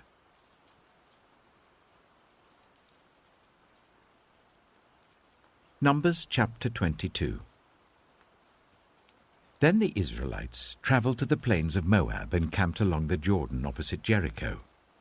Now Balak, son of Zippor, saw all that Israel had done to the Amorites, and Moab was terrified because there were so many people. Indeed, Moab was filled with dread because of the Israelites. The Moabites said to the elders of Midian, "This horde is going to lick up everything around us, as an ox licks up the grass of the field." So Balak, son of Zippor, who was king of Moab at that time, sent messengers to summon Balaam, son of Beor, who was at Pethor, near the river Euphrates, in his native land. Balak said, "A people has come out of Egypt. They cover the face of the land and have settled next to me. Now come and put a curse on these people, because they are too powerful for me. Perhaps then I will be able to defeat them and drive them out of the land. For I know that whoever you bless is blessed, and whoever you curse is cursed." The elders of Moab and Midian left, taking with them the fee for divination. When they came to Balaam, they told him what Balak had said. "Spend the night here," Balaam said to them, "and I will report back to you with the answer the Lord gives me." So the Moabite officials stayed with him. God came to Balaam and asked, "Who are these men with you?" Balaam said to God, "Balak, son of Zippor, king of Moab, sent me this message. A people that has come out of Egypt covers the face of the land. Now come and put a curse on them for me. Perhaps then I will be able to fight them and drive them away." But God said to Balaam, "Do not go with them. You must not put a curse on those people, because they are blessed." The next morning Balaam got up and said to Balak's officials, "Go back to your own country, for the Lord has refused to let me go with you." So the Moabite officials returned to Balak and said, "Balaam refused to come with us." Then Balak sent other officials more numerous and more distinguished than the first. They came to Balaam and said, "This is what Balak, son of Zippor, says. Do not let anything keep you from coming to me. because I will reward you handsomely and do whatever you say. Come and put a curse on these people for me." But Balaam answered them, "Even if Balak gave me all the silver and gold in his palace, I could not do anything great or small to go beyond the command of the Lord my God. Now spend the night here so that I can find out what else the Lord will tell me." That night God came to Balaam and said, "Since these men have come to summon you, go with them, but do only what I tell you." Balaam got up in the morning, saddled his donkey, and went with the Moabite officials. But God was very angry when he went, and the angel of the Lord stood in the road to oppose him. Balaam was riding on his donkey, and his 2 servants were with him. When the donkey saw the angel of the Lord standing in the road with a drawn sword in his hand, it turned off the road into a field. Balaam beat it to get it back on the road. Then the angel of the Lord stood in a narrow path through the vineyards with walls on both sides. When the donkey saw the angel of the Lord, it pressed close to the wall, crushing Balaam's foot against it. So he beat the donkey again. Then the angel of the Lord moved on ahead and stood in a narrow place where there was no room to turn, either to the right or to the left. When the donkey saw the angel of the Lord, it lay down under Balaam, and he was angry and beat it with his staff. Then the Lord opened the donkey's mouth, and it said to Balaam, "What have I done to you to make you beat me these 3 times?" Balaam answered the donkey, "You have made a fool of me. If only I had a sword in my hand, I would kill you here and now." The donkey said to Balaam, "Am I not your own donkey, which you have always ridden to this day? Have I been in the habit of doing this to you?" "No," he said. Then the Lord opened Balaam's eyes, and he saw the angel of the Lord standing in the road with his sword drawn. So he bowed low and fell face down. The angel of the Lord asked him, "Why have you beaten your donkey these 3 times? I have come here to oppose you because your path is a reckless one before me. The donkey saw me and turned away from me these 3 times. If it had not turned away, I would certainly have killed you by now, but I would have spared it." Balaam said to the angel of the Lord, "I have sinned. I did not realize you were standing in the road to oppose me. Now, if you are displeased, I will go back."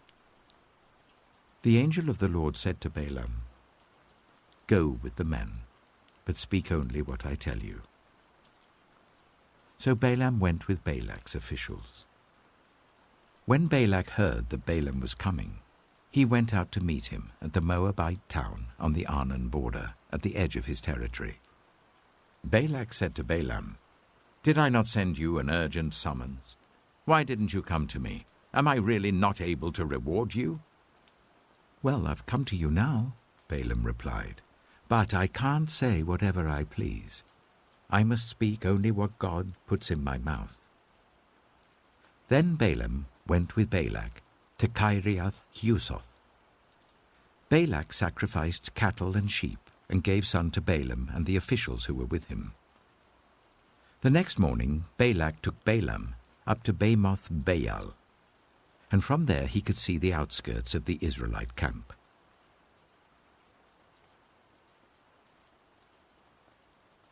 Numbers chapter 23. Balaam said, "Build me 7 altars here, and prepare 7 bulls and 7 rams for me." Balak did as Balaam said, and the 2 of them offered a bull and a ram on each altar.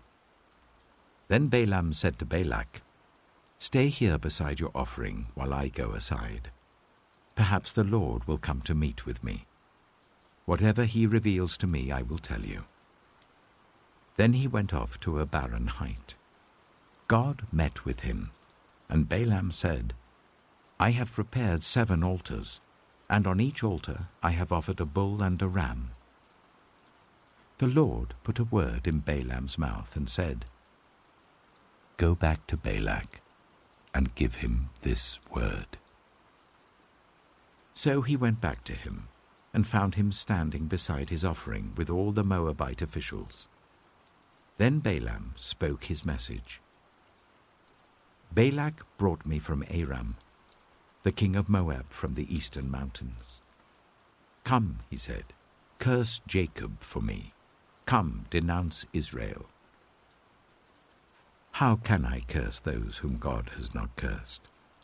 How can I denounce those whom the Lord has not denounced? From the rocky peaks I see them. From the heights I view them. I see people who live apart and do not consider themselves one of the nations. Who can count the dust of Jacob, or number even a fourth of Israel? Let me die the death of the righteous, and may my final end be like theirs." Balak said to Balaam, "What have you done to me? I brought you to curse my enemies, but you have done nothing but bless them." He answered, "Must I not speak what the Lord puts in my mouth?" Then Balak said to him, "Come with me to another place where you can see them. You will not see them all, but only the outskirts of their camp, and from there curse them for me."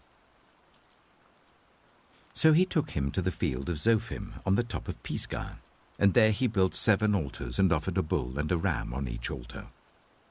Balaam said to Balak, "Stay here beside your offering, while I meet with him over there." The Lord met with Balaam and put a word in his mouth and said, "Go back to Balak and give him this word." So he went to him and found him standing beside his offering with the Moabite officials. Balak asked him, "What did the Lord say?" Then he spoke his message. "Arise, Balak, and listen. Hear me, son of Zippor. God is not human, that he should lie, not a human being, that he should change his mind. Does he speak and then not act? Does he promise and not fulfill? I have received a command to bless. He has blessed, and I cannot change it. No misfortune is seen in Jacob, no misery observed in Israel. The Lord their God is with them. The shout of the king is among them. God brought them out of Egypt. They have the strength of a wild ox. There is no divination against Jacob, no evil omens against Israel. It will now be said of Jacob and of Israel, 'See what God has done.' The people rise like a lioness. They rouse themselves like a lion that does not rest till it devours its prey and drinks the blood of its victims." Then Balak said to Balaam, "Neither curse them at all, nor bless them at all." Balaam answered, "Did I not tell you I must do whatever the Lord says?" Then Balak said to Balaam, "Come, let me take you to another place. Perhaps it will please God to let you curse them for me from there." And Balak took Balaam to the top of Peor, overlooking the wasteland. Balaam said, "Build me 7 altars here, and prepare 7 bulls and 7 rams for me." Balak did as Balaam had said, and offered a bull and a ram on each altar.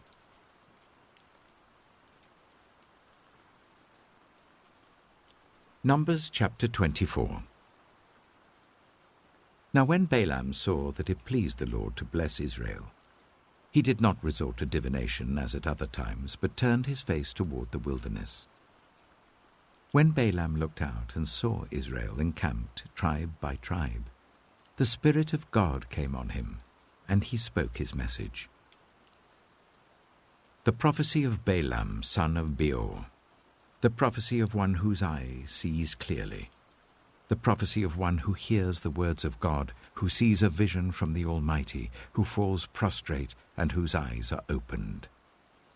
How beautiful are your tents, Jacob, your dwelling places, Israel.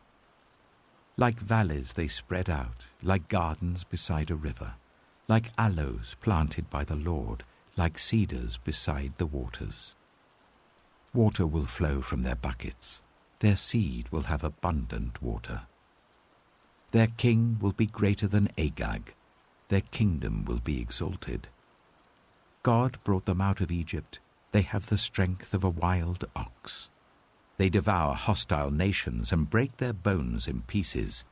With their arrows they pierce them. Like a lion they crouch and lie down. Like a lioness. Who dares to rouse them? May those who bless you be blessed, and those who curse you be cursed. Then Balak's anger burned against Balaam. He struck his hands together and said to him, I summoned you to curse my enemies, but you have blessed them these 3 times. Now leave at once and go home. I said I would reward you handsomely, but the Lord has kept you from being rewarded. Balaam answered Balak, Did I not tell the messengers you sent me?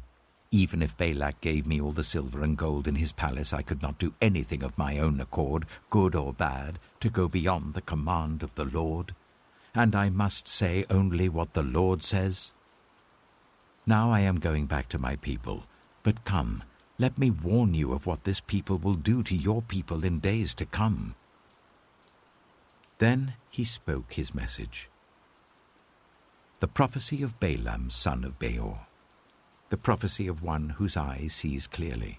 The prophecy of one who hears the words of God, who has knowledge from the Most High, who sees a vision from the Almighty, who falls prostrate and whose eyes are opened.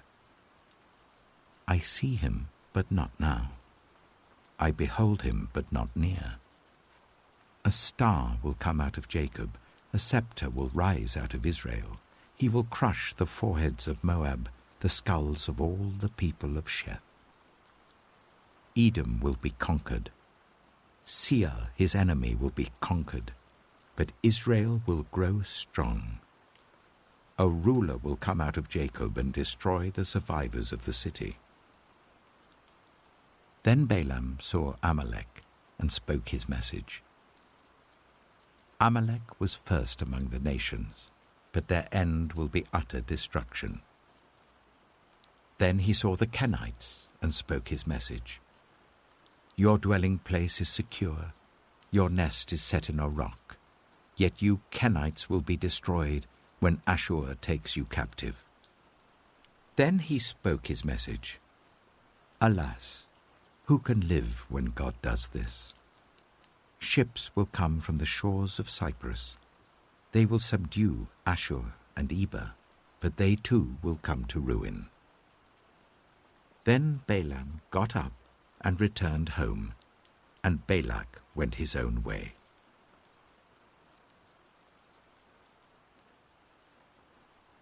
Numbers chapter 25. While Israel was staying in Shittim, the men began to indulge in sexual immorality with Moabite women, who invited them to the sacrifices to their gods. The people ate the sacrificial meal and bowed down before these gods. So Israel yoked themselves to the Baal of Peor, and the Lord's anger burned against them.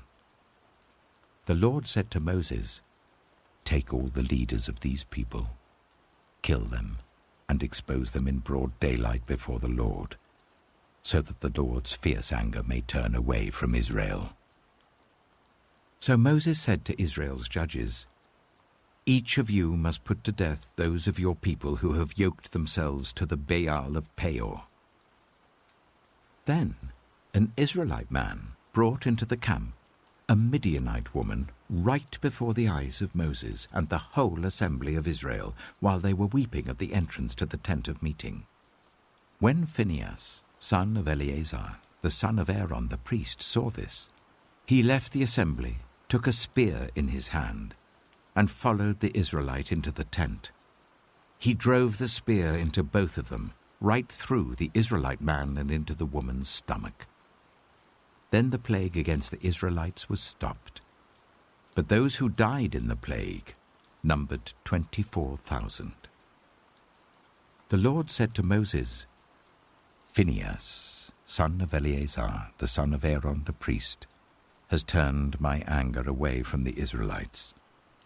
Since he was as zealous for my honor among them as I am, I did not put an end to them in my zeal.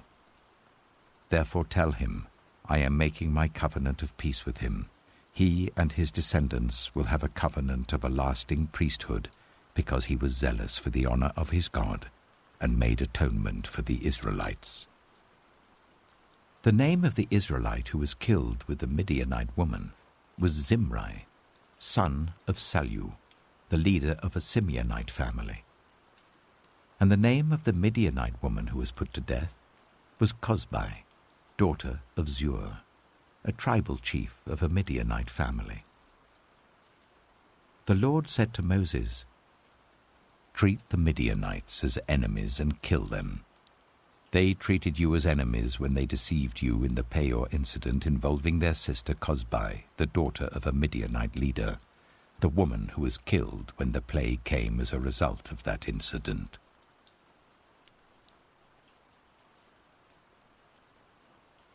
Numbers chapter 26. After the plague, the Lord said to Moses and Eleazar, son of Aaron the priest, "Take a census of the whole Israelite community by families, all those 20 years old or more who were able to serve in the army of Israel." So on the plains of Moab by the Jordan opposite Jericho, Moses and Eleazar the priest spoke with them and said, "Take a census of men 20 years old or more, as the Lord commanded Moses." These were the Israelites who came out of Egypt. The descendants of Reuben, the firstborn son of Israel, were, through Hanok, the Hanokite clan; through Palu, the Paluite clan; through Hezron, the Hezronite clan; through Carmi, the Carmite clan. These were the clans of Reuben. Those numbered were 43,730. The son of Palu was Eliab. The sons of Eliab were Nemuel, Dathan, and Abiram. The same Dathan and Abiram were the community officials who rebelled against Moses and Aaron, and were among Korah's followers when they rebelled against the Lord. The earth opened its mouth and swallowed them along with Korah, whose followers died when the fire devoured the 250 men, and they served as a warning sign. The line of Korah, however, did not die out. The descendants of Simeon by their clans were, through Nemuel, the Nemuelite clan; through Jamin, the Jaminite clan; through Jachin, the Jachinite clan; through Zerah, the Zerahite clan; through Sheol, the Sheolite clan. These were the clans of Simeon. Those numbered were 22,200. The descendants of Gad by their clans were, through Zephon, the Zephonite clan; through Haggai, the Haggite clan; through Shunai, the Shunite clan; through Ozni, the Oznite clan; through Eri, the Erite clan; through Arodai, the Arodite clan; through Areli, the Arelite clan. These were the clans of Gad. Those numbered were 40,500. And Onan were sons of Judah, but they died in Canaan. The descendants of Judah by their clans were, through Shelah, the Shelonite clan; through Perez, the Perezite clan; through Zerah, the Zerahite clan. The descendants of Perez were, through Hezron, the Hezronite clan; through Hamul, the Hamulite clan. These were the clans of Judah. Those numbered were 76,500.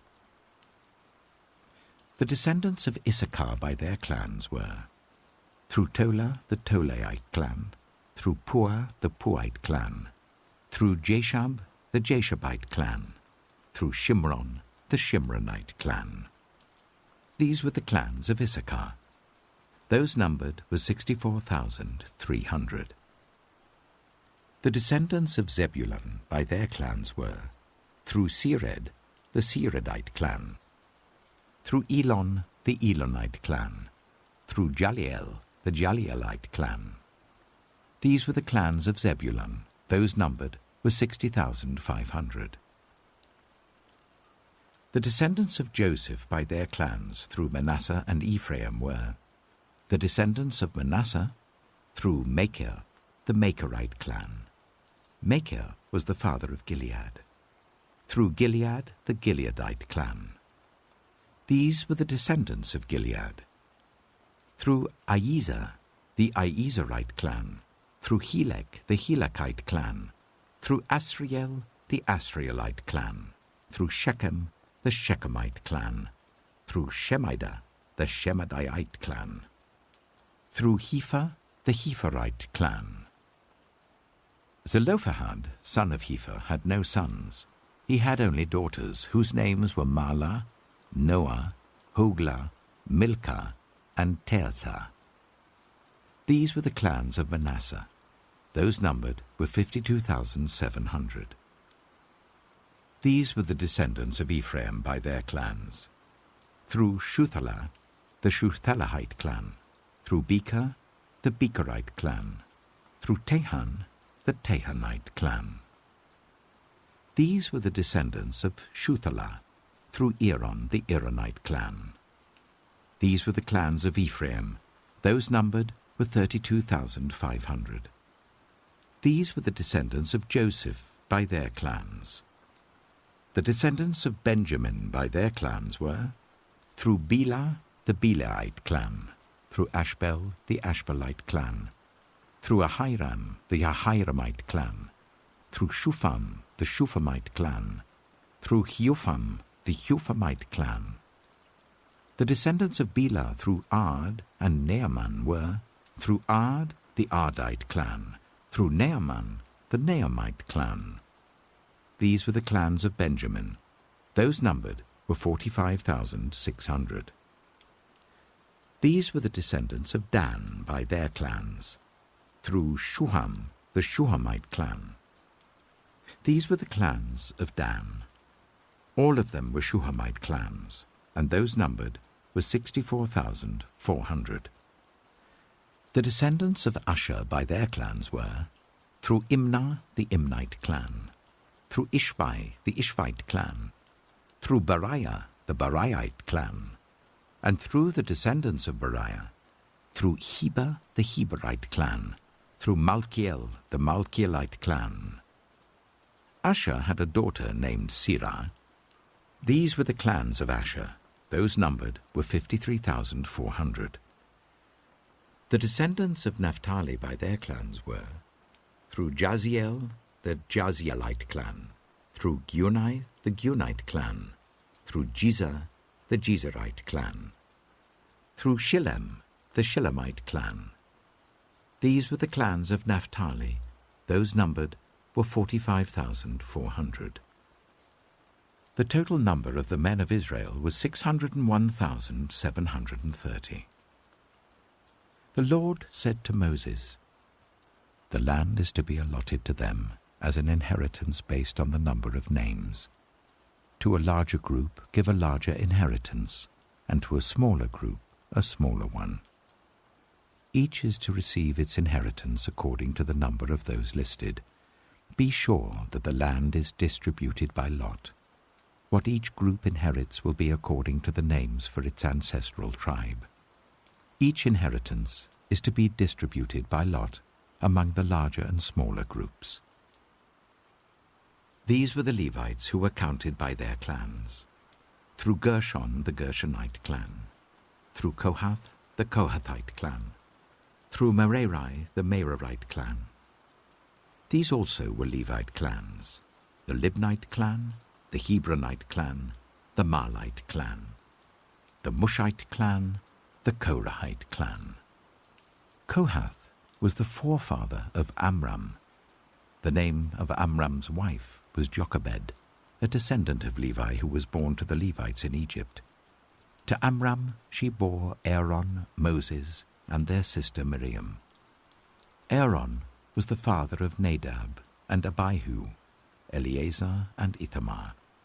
But Nadab and Abihu died when they made an offering before the Lord with unauthorized fire. All the male Levites a month old or more numbered 23,000. They were not counted along with the other Israelites because they received no inheritance among them. These are the ones counted by Moses and Eleazar the priest when they counted the Israelites on the plains of Moab by the Jordan opposite Jericho. Not one of them was among those counted by Moses and Aaron the priest when they counted the Israelites in the desert of Sinai. For the Lord had told those Israelites they would surely die in the wilderness, and not one of them was left except Caleb, son of Jephunneh, and Joshua, son of Nun.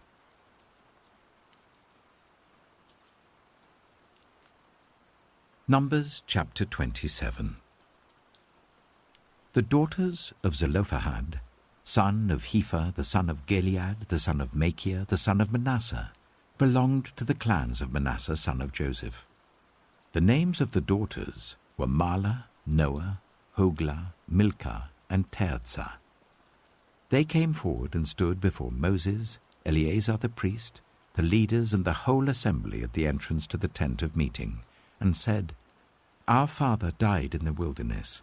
He was not among Korah's followers who banded together against the Lord, but he died for his own sin and left no sons. Why should our father's name disappear from his clan because he had no son? Give us property among our father's relatives." So Moses brought their case before the Lord, and the Lord said to him, "What Zelophehad's daughters are saying is right. You must certainly give them property as an inheritance among their father's relatives, and give their father's inheritance to them. Say to the Israelites, if a man dies and leaves no son, give his inheritance to his daughter. If he has no daughter, give his inheritance to his brothers. If he has no brothers, give his inheritance to his father's brothers. If his father had no brothers, give his inheritance to the nearest relative in his clan, that he may possess it. This is to have the force of law for the Israelites, as the Lord commanded Moses."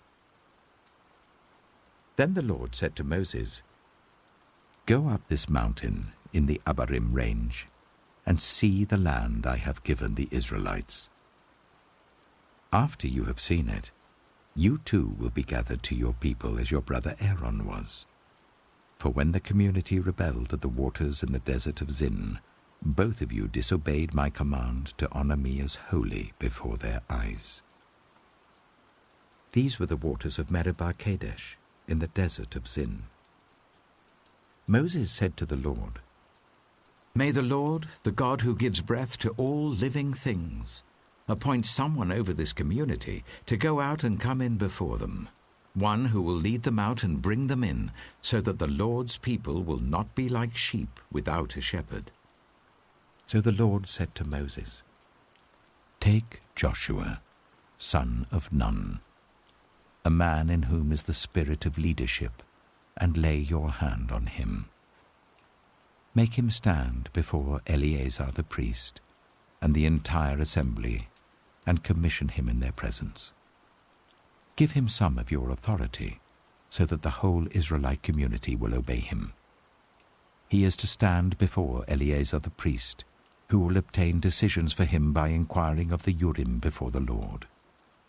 At his command, he and the entire community of the Israelites will go out, and at his command they will come in." Moses did as the Lord commanded him. He took Joshua and made him stand before Eleazar the priest and the whole assembly. Then he laid his hands on him and commissioned him, as the Lord instructed through Moses.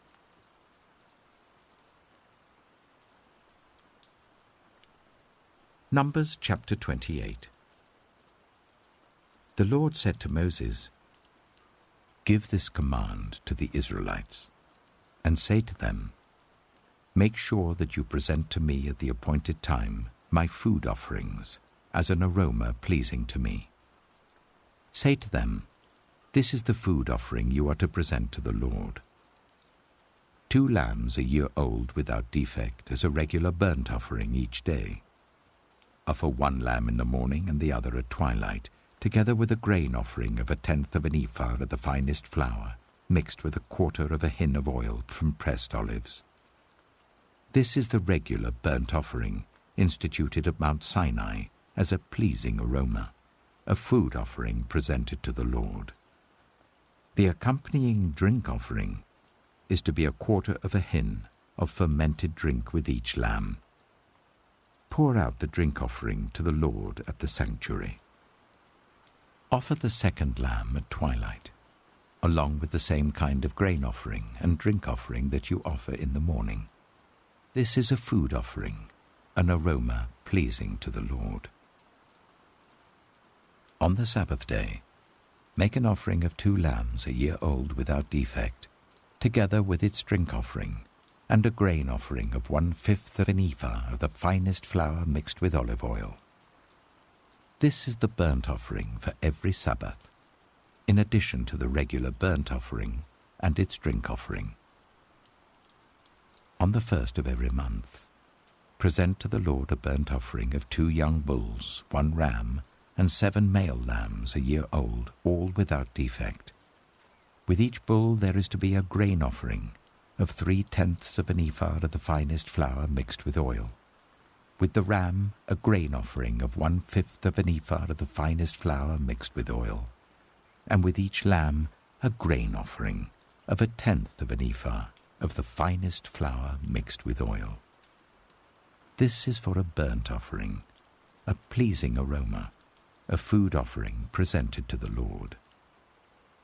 With each bull, there is to be a drink offering of 1/2 a hin of wine. With a ram, 1/3 of a hin, and with each lamb, 1/4 of a hin.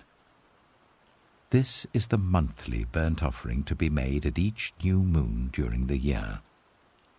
Besides the regular burnt offering with its drink offering, 1 male goat is to be presented to the Lord as a sin offering. On the 14th day of the first month, the Lord's Passover is to be held. On the 15th day of this month, there is to be a festival. For 7 days eat bread made without yeast. On the first day hold a sacred assembly, and do not do any of your ordinary work. Present to the Lord a food offering consisting of a burnt offering of 2 young bulls, 1 ram, and 7 male lambs a year old, all without defect. With each bull, offer a grain offering of 3/10 of an ephah of the finest flour mixed with oil. With the ram, 1/5, and with each of the 7 lambs, 1/10. Include 1 male goat as a sin offering to make atonement for you. Offer these in addition to the regular morning burnt offerings. In this way, present the food offering every day for 7 days as an aroma pleasing to the Lord. It is to be offered in addition to the regular burnt offering and its drink offering. On the 7th day, hold a sacred assembly and do not do any ordinary work. On the day of first fruits, when you present to the Lord an offering of new grain during the festival of weeks, hold a sacred assembly and do not do any of your ordinary work. Present a burnt offering of 2 young bulls, 1 ram, and 7 male lambs a year old as an aroma pleasing to the Lord. With each bull there is to be a grain offering of 3/10 of an ephah of the finest flour mixed with oil. With the ram, 1/5, and with each of the 7 lambs, 1/10. Include 1 male goat to make atonement for you. Offer these together with their drink offerings, in addition to the regular burnt offering and its grain offering. Be sure the animals are without defect.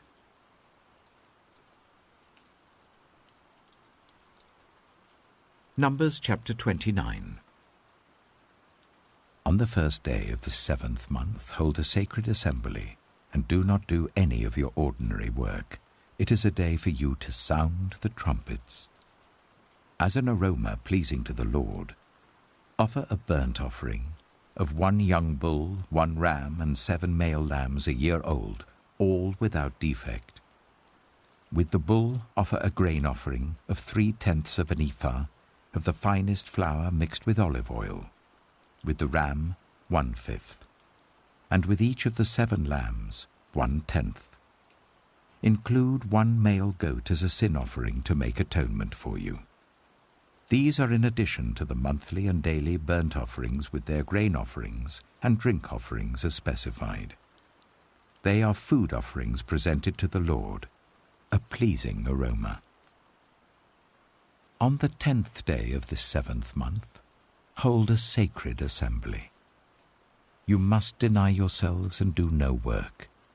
Present as an aroma pleasing to the Lord a burnt offering of 1 young bull, 1 ram, and 7 male lambs a year old, all without defect. With the bull offer a grain offering of 3/10 of an ephah of the finest flour mixed with oil. With the ram 1/5, and with each of the 7 lambs 1/10. Include 1 male goat as a sin offering, in addition to the sin offering for atonement and the regular burnt offering with its grain offering and their drink offerings. On the 15th day of the 7th month, hold a sacred assembly, and do not do any ordinary work. Celebrate a festival to the Lord for 7 days. Present as an aroma pleasing to the Lord a food offering consisting of a burnt offering of 13 young bulls, 2 rams, and 14 male lambs a year old, all without defect. With each of the 13 bulls, offer a grain offering of 3/10 of an ephah of the finest flour mixed with oil. With each of the 2 rams, 1/5, and with each of the 14 lambs, 1/10. Include 1 male goat as a sin offering, in addition to the regular burnt offering with its grain offering and drink offering. On the 2nd day, offer 12 young bulls, 2 rams and 14 male lambs a year old, all without defect. With the bulls, rams, and lambs, offer their grain offerings and drink offerings according to the number specified. Include 1 male goat as a sin offering, in addition to the regular burnt offering with its grain offering and their drink offerings. On the 3rd day, offer 11 bulls, 2 rams, and 14 male lambs a year old, all without defect. With the bulls, rams, and lambs, offer their grain offerings and drink offerings according to the number specified. Include 1 male goat as a sin offering, in addition to the regular burnt offering with its grain offering and drink offering. On the 4th day, offer 10 bulls, 2 rams, and 14 male lambs a year old, all without defect. With the bulls, rams, and lambs, offer their grain offerings and drink offerings according to the number specified. Include 1 male goat as a sin offering, in addition to the regular burnt offering with its grain offering and drink offering. On the 5th day, offer 9 bulls, 2 rams, and 14 male lambs a year old, all without defect. With the bulls, rams, and lambs, offer their grain offerings and drink offerings according to the number specified. Include 1 male goat as a sin offering, in addition to the regular burnt offering with its grain offering and drink offering. On the 6th day, offer 8 bulls, 2 rams, and 14 male lambs a year old, all without defect. With the bulls, rams, and lambs, offer their grain offerings and drink offerings according to the number specified. Include 1 male goat as a sin offering, in addition to the regular burnt offering with its grain offering and drink offering. On the 7th day, offer 7 bulls, 2 rams, and 14 male lambs a year old, all without defect. With the bulls, rams, and lambs, offer their grain offerings and drink offerings according to the number specified. Include 1 male goat as a sin offering, in addition to the regular burnt offering with its grain offering and drink offering. On the 8th day, hold a closing special assembly, and do not do any of your ordinary work. Present as an aroma pleasing to the Lord a food offering consisting of a burnt offering of 1 bull, 1 ram, and 7 male lambs a year old, all without defect. With the bull, the ram, and the lambs, offer their grain offerings and drink offerings according to the number specified. Include 1 male goat as a sin offering, in addition to the regular burnt offering with its grain offering and drink offering. In addition to what you vow, and your free will offerings. Offer these to the Lord at your appointed festivals, your burnt offerings, grain offerings, drink offerings, and fellowship offerings." Moses told the Israelites all that the Lord commanded him.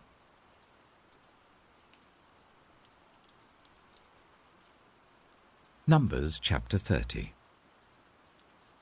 Moses said to the heads of the tribes of Israel, "This is what the Lord commands. When a man makes a vow to the Lord or takes an oath to bind himself by a pledge, he must not break his word, but must do everything he said. When a young woman still living in her father's household makes a vow to the Lord or binds herself by a pledge, and her father hears about her vow or pledge, but says nothing to her, then all her vows and every pledge by which she bound herself will stand. But if her father forbids her when he hears about it, none of her vows or the pledges by which she bound herself will stand. The Lord will release her because her father has forbidden her.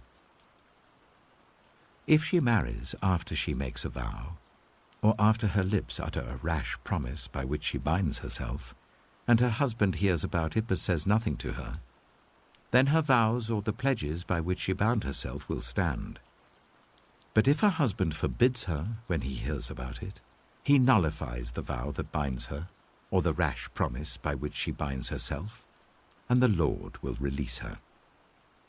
Any vow or obligation taken by a widow or divorced woman will be binding on her. If a woman living with her husband makes a vow or binds herself by a pledge under oath, and her husband hears about it but says nothing to her and does not forbid her, then all her vows or the pledges by which she bound herself will stand. But if her husband nullifies them when he hears about them, then none of the vows or pledges that came from her lips will stand. Her husband has nullified them, and the Lord will release her. Her husband may confirm or nullify any vow she makes or any sworn pledge to deny herself. But if her husband says nothing to her about it from day to day, then he confirms all her vows or the pledges binding on her. He confirms them by saying nothing to her when he hears about them. If, however, he nullifies them some time after he hears about them, then he must bear the consequences of her wrongdoing. These are the regulations the Lord gave Moses concerning relationships between a man and his wife, and between a father and his young daughter still living at home.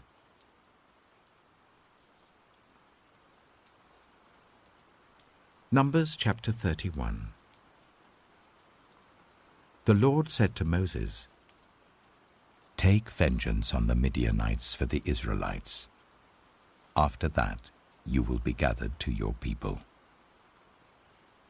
So Moses said to the people, "Arm some of your men to go to war against the Midianites, so that they may carry out the Lord's vengeance on them. Send into battle 1,000 men from each of the tribes of Israel." So 12,000 men armed for battle, 1,000 from each tribe, were supplied from the clans of Israel. Moses sent them into battle, 1,000 from each tribe, along with Phinehas, son of Eleazar the priest, who took with him articles from the sanctuary and the trumpets for signaling. They fought against Midian as the Lord commanded Moses, and killed every man. Among their victims were Evi, Rechem, Zur, Hur, and Reba, the 5 kings of Midian. They also killed Balaam, son of Beor, with the sword. The Israelites captured the Midianite women and children, and took all the Midianite herds, flocks, and goods as plunder. They burned all the towns where the Midianites had settled, as well as all their camps. They took all the plunder and spoils, including the people and animals, and brought the captives, spoils, and plunder to Moses and Eleazar the priest, and the Israelite assembly at their camp on the plains of Moab, by the Jordan opposite Jericho. Moses, Eleazar the priest, and all the leaders of the community went to meet them outside the camp. Moses was angry with the officers of the army, the commanders of thousands and commanders of hundreds who returned from the battle. "Have you allowed all the women to live?" he asked them. They were the ones who followed Balaam's advice and enticed the Israelites to be unfaithful to the Lord in the Peor incident, so that a plague struck the Lord's people. Now kill all the boys, and kill every woman who has slept with a man, but save for yourselves every girl who has never slept with a man. Anyone who has killed someone or touched someone who was killed must stay outside the camp 7 days. On the 3rd and 7th days, you must purify yourselves and your captives.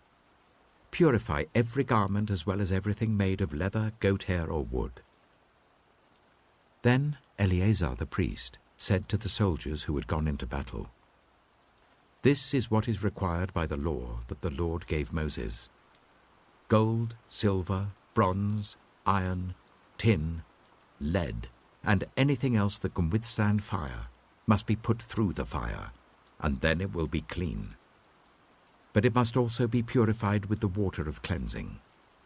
And whatever cannot withstand fire must be put through that water. On the 7th day wash your clothes, and you will be clean. Then you may come into the camp." The Lord said to Moses, "You and Eleazar the priest, and the family heads of the community, are to count all the people and animals that were captured. Divide the spoils equally between the soldiers who took part in the battle and the rest of the community. From the soldiers who fought in the battle, set apart as tribute for the Lord 1 out of every 500, whether people, cattle, donkeys, or sheep. Take this tribute from their half share and give it to Eleazar the priest as the Lord's part. From the Israelites' half, select 1 out of every 50, whether people, cattle, donkeys, sheep, or other animals. Give them to the Levites, who are responsible for the care of the Lord's tabernacle." So Moses and Eleazar the priest did as the Lord commanded Moses. The plunder remaining from the spoils that the soldiers took was 675,000 sheep, 72,000 cattle, 61,000 donkeys, and 32,000 women who had never slept with a man. The half share of those who fought in the battle was 337,500 sheep, of which the tribute for the Lord was 675. 36,000 cattle, of which the tribute for the Lord was 72. 30,500 donkeys, of which the tribute for the Lord was 61. 16,000 people, of whom the tribute for the Lord was 32. Moses gave the tribute to Eleazar the priest as the Lord's part, as the Lord commanded Moses. The half belonging to the Israelites, which Moses set apart from that of the fighting men, the community's half, was 337,500 sheep, 36,000 cattle, 30,500 donkeys, and 16,000 people. From the Israelites' half, Moses selected 1 out of every 50 people and animals, as the Lord commanded him, and gave them to the Levites, who were responsible for the care of the Lord's tabernacle. Then the officers who were over the units of the army, the commanders of thousands and commanders of hundreds, went to Moses and said to him, "Your servants have counted the soldiers under our command, and not one is missing. So we have brought as an offering to the Lord the gold articles each of us acquired, armlets, bracelets, signet rings, earrings, and necklaces, to make atonement for ourselves before the Lord." Moses and Eleazar the priest accepted from them the gold, all the handcrafted articles. All the gold from the commanders of thousands and commanders of hundreds that Moses and Eleazar presented as a gift to the Lord weighed 16,750 shekels. Each soldier had taken plunder for himself. Moses and Eleazar the priest accepted the gold from the commanders of thousands and commanders of hundreds, and brought it into the tent of meeting as a memorial for the Israelites before the Lord.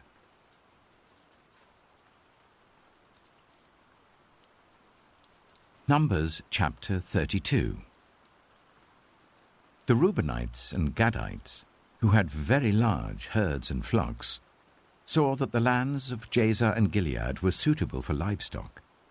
So they came to Moses and Eleazar the priest, and to the leaders of the community, and said, Ataroth, Dibon, Jazer, Nimrah, Heshbon, Elealeh, Sebam, Nebo, and Beon, the land the Lord subdued before the people of Israel, are suitable for livestock, and your servants have livestock. If we have found favor in your eyes, they said, let this land be given to your servants as our possession. Do not make us cross the Jordan. Moses said to the Gadites and Reubenites, Should your fellow Israelites go to war while you sit here? Why do you discourage the Israelites from crossing over into the land the Lord has given them? This is what your fathers did when I sent them from Kadesh Barnea to look over the land. After they went up to the valley of Eshcol and viewed the land, they discouraged the Israelites from entering the land the Lord had given them. The Lord's anger was aroused that day, and he swore this oath. Because they have not followed me wholeheartedly, not one of those who were 20 years old or more when they came up out of Egypt will see the land I promised on oath to Abraham, Isaac, and Jacob, not one, except Caleb, son of Jephunneh, the Kenizzite, and Joshua, son of Nun, for they followed the Lord wholeheartedly. The Lord's anger burned against Israel, and he made them wander in the wilderness for 40 years until the whole generation of those who had done evil in his sight was gone. And here you are, a brood of sinners, standing in the place of your fathers and making the Lord even more angry with Israel. If you turn away from following him, he will again leave all this people in the wilderness, and you will be the cause of their destruction. Then they came up to him and said, We would like to build pens here for our livestock and cities for our women and children. But we will arm ourselves for battle and go ahead of the Israelites until we have brought them to their place. Meanwhile, our women and children will live in fortified cities for protection from the inhabitants of the land. We will not return to our homes until each of the Israelites has received their inheritance. We will not receive any inheritance with them on the other side of the Jordan, because our inheritance has come to us on the east side of the Jordan. Then Moses said to them, If you will do this, if you will arm yourselves before the Lord for battle, and if all of you who are armed cross over the Jordan before the Lord until he has driven his enemies out before him, then when the land is subdued before the Lord, you may return and be free from your obligation to the Lord and to Israel, and this land will be your possession before the Lord. But if you fail to do this, you will be sinning against the Lord, and you may be sure that your sin will find you out. Build cities for your women and children, and pens for your flocks, but do what you have promised. The Gadites and Reubenites said to Moses, We, your servants, will do as our Lord commands. Our children and wives, our flocks and herds, will remain here in the cities of Gilead. But your servants, every man who is armed for battle, will cross over to fight before the Lord, just as our Lord says. Then Moses gave orders about them to Eleazar the priest and Joshua son of Nun, and to the family heads of the Israelite tribes. He said to them, If the Gadites and Reubenites, every man armed for battle, cross over the Jordan with you before the Lord, then when the land is subdued before you, you must give them the land of Gilead as their possession. But if they do not cross over with you armed, they must accept their possession with you in Canaan. The Gadites and Reubenites answered, Your servants will do what the Lord has said. We will cross over before the Lord into Canaan armed, but the property we inherit will be on this side of the Jordan. Then Moses gave to the Gadites, the Reubenites, and the half-tribe of Manasseh, son of Joseph, the kingdom of Sihon, king of the Amorites, and the kingdom of Og, king of Bashan, the whole land with its cities and the territory around them. The Gadites built up Dibon, Ataroth, Aroah, Atroth-Shophan, Jazer, Jogbedah, Beth-Nimrah, and Beth-Haran, as fortified cities, and built pens for their flocks. And the Reubenites rebuilt Heshbon, Elealeh, and Kiriathaim, as well as Nebo and Baal-Meon. These names were changed. And Sibmah. They gave names to the cities they rebuilt. The descendants of Machir, son of Manasseh, went to Gilead, captured it, and drove out the Amorites who were there. So Moses gave Gilead to the Machirites, the descendants of Manasseh, and they settled there. Jair, a descendant of Manasseh, captured their settlements and called them Havoth-Jair. And Nobah captured Kenath and its surrounding settlements and called it Nobah after himself.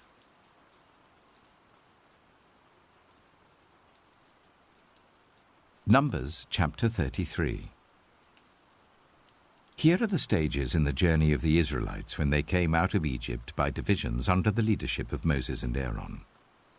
At the Lord's command, Moses recorded the stages in their journey. This is their journey by stages. The Israelites set out from Ramesses on the 15th day of the first month, the day after the Passover. They marched out defiantly in full view of all the Egyptians, who were burying all their firstborn whom the Lord had struck down among them, for the Lord had brought judgment on their gods. The Israelites left Ramesses and camped at Succoth. They left Succoth and camped at Etham on the edge of the desert. They left Etham and turned back to Pi-hahiroth, to the east of Baal-Zephon, and camped near Migdol. They left Pi-hahiroth and passed through the sea into the desert, and when they had travelled for 3 days in the desert of Etham, they camped at Marah. They left Marah and went to Elim, where there were 12 springs and 70 palm trees, and they camped there. They left Elim and camped by the Red Sea. They left the Red Sea and camped in the desert of Sin. They left the desert of Sin and camped at Dophkah. They left Dophkah and camped at Ailush. They left Ailush and camped at Rephidim, where there was no water for the people to drink. They left Rephidim and camped in the desert of Sinai. They left the desert of Sinai and camped at Kibroth Hattaavah. They left Kibroth Hattaavah and camped at Hazeroth. They left Hazeroth and camped at Rithmah. They left Rithmah and camped at Rimmon-Perez. They left Rimmon-Perez and camped at Libnah. They left Libnah and camped at Rissah. They left Rissah and camped at Kihaleath. They left Kihaleath and camped at Mount Shepher. They left Mount Shepher and camped at Haredah. They left Haredah and camped at Makheloth. They left Makheloth and camped at Teath. They left Teath and camped at Tirah. They left Tirah and camped at Mithkah. They left Mithkah and camped at Hashmonah. They left Hashmonah and camped at Moseroth. They left Moseroth and camped at Bene-Jaakan. They left Bene-Jaakan and camped at Hor-Hagidgad. They left Hor-Hagidgad and camped at Jothbathah. They left Jothbathah and camped at Abrona. They left Abrona and camped at Ezion-Geber. They left Ezion-Geber and camped at Kadesh in the desert of Zin. They left Kadesh and camped at Mount Hor on the border of Edom. At the Lord's command, Aaron the priest went up Mount Hor, where he died on the first day of the 5th month of the 40th year, after the Israelites came out of Egypt. Aaron was 123 years old when he died on Mount Hor. The Canaanite king of Arad, who lived in Negev of Canaan, heard that the Israelites were coming. They left Mount Hor and camped at Zalmonah. They left Zalmonah and camped at Punon. They left Punon and camped at Oboth. They left Oboth and camped at Laabarim on the border of Moab. They left Laabarim and camped at Dibon-Gad. They left Dibon-Gad and camped at Almon-Diblathaim. They left Almon-Diblathaim and camped in the mountains of Abarim near Nebo. They left the mountains of Abarim and camped on the plains of Moab by the Jordan opposite Jericho. There, on the plains of Moab, they camped along the Jordan from Beth-Jeshimoth to Abel-Shittim. On the plains of Moab by the Jordan opposite Jericho, the Lord said to Moses, "Speak to the Israelites and say to them, when you cross the Jordan into Canaan, drive out all the inhabitants of the land before you. Destroy all their carved images and their cast idols, and demolish all their high places. Take possession of the land and settle in it, for I have given you the land to possess. Distribute the land by lot according to your clans. To a larger group give a larger inheritance, and to a smaller group a smaller one. Whatever falls to them by lot will be theirs. Distribute it according to your ancestral tribes. But if you do not drive out the inhabitants of the land, those you allow to remain will become barbs in your eyes and thorns in your sides. They will give you trouble in the land where you live, and then I will do to you what I plan to do to them."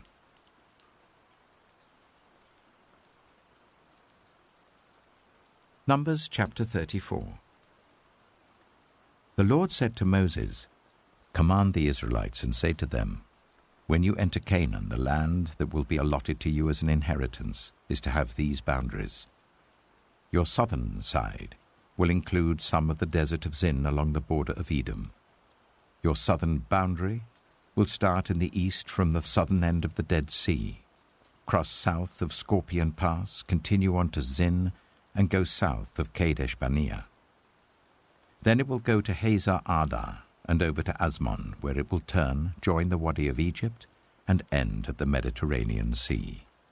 Your western boundary will be the coast of the Mediterranean Sea. This will be your boundary on the west. For your northern boundary, run a line from the Mediterranean Sea to Mount Hor, and from Mount Hor to Lebo Hamath. Then the boundary will go to Zidad, continue to Ziphron, and end at Hazar Enan. This will be your boundary on the north. For your eastern boundary, run a line from Hazar Enan to Shepham. The boundary will go from Shepham to Riblah on the east side of Ain, and continue along the slopes east of the Sea of Galilee. Then the boundary will go down along the Jordan and end at the Dead Sea. This will be your land, with its boundaries on every side." Moses commanded the Israelites, "Assign this land by lot as an inheritance. The Lord has ordered that it be given to the 9.5 tribes, because the families of the tribe of Reuben, the tribe of Gad, and the half-tribe of Manasseh have received their inheritance. These 2.5 tribes have received their inheritance east of the Jordan opposite Jericho towards the sunrise." The Lord said to Moses, "These are the names of the men who are to assign the land for you as an inheritance: Eleazar the priest and Joshua, son of Nun. And appoint one leader from each tribe to help assign the land. These are their names: Caleb, son of Jephunneh, from the tribe of Judah; Shemuel, son of Ammihud, from the tribe of Simeon; Elidad, son of Kislon, from the tribe of Benjamin; Bakkai, son of Joglai, the leader from the tribe of Dan; Haniel, son of Ephod, the leader from the tribe of Manasseh, son of Joseph; Kemuel, son of Shiftan, the leader from the tribe of Ephraim, son of Joseph; Elizaphan, son of Parnak, the leader from the tribe of Zebulun; Paltiel, son of Azan, the leader from the tribe of Issachar; Ahihud, son of Shelomai, the leader from the tribe of Asher; Pedahel, son of Ammihud, the leader from the tribe of Naphtali. These are the men the Lord commanded to assign the inheritance to the Israelites in the land of Canaan.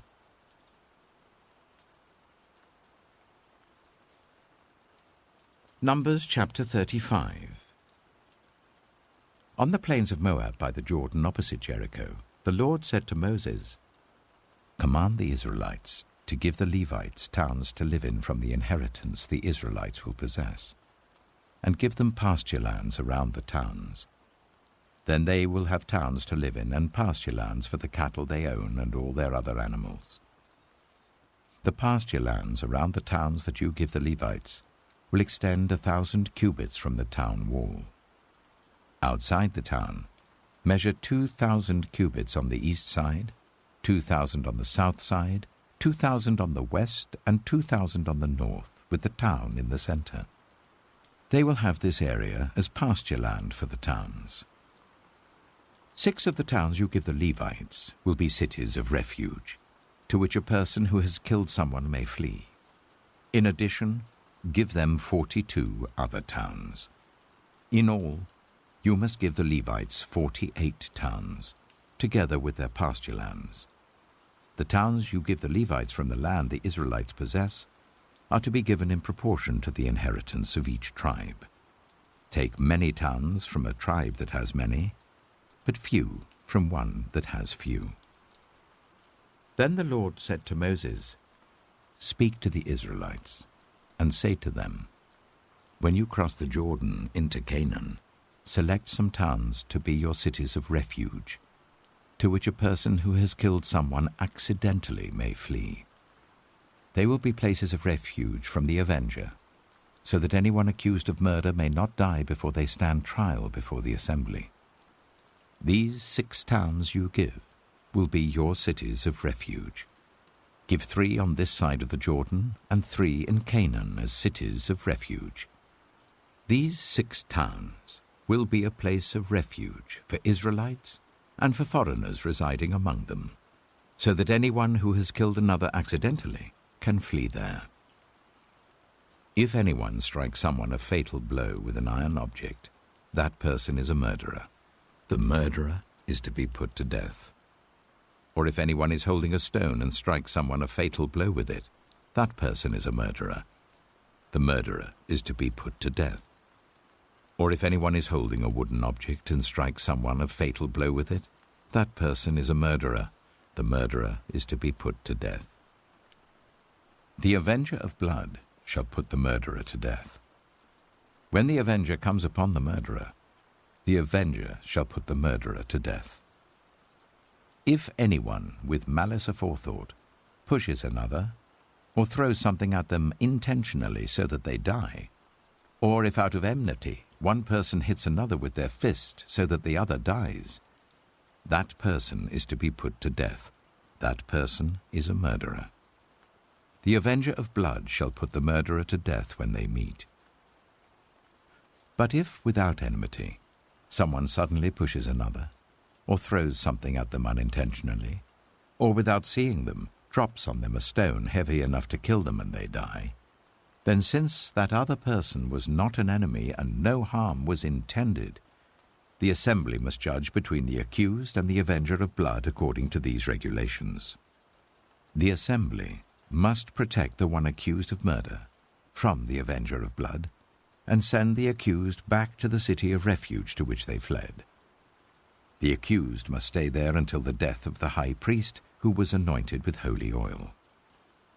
But if the accused ever goes outside the limits of the city of refuge to which they fled, and the avenger of blood finds them outside the city, the avenger of blood may kill the accused without being guilty of murder. The accused must stay in the city of refuge until the death of the high priest. Only after the death of the high priest may they return to their own property.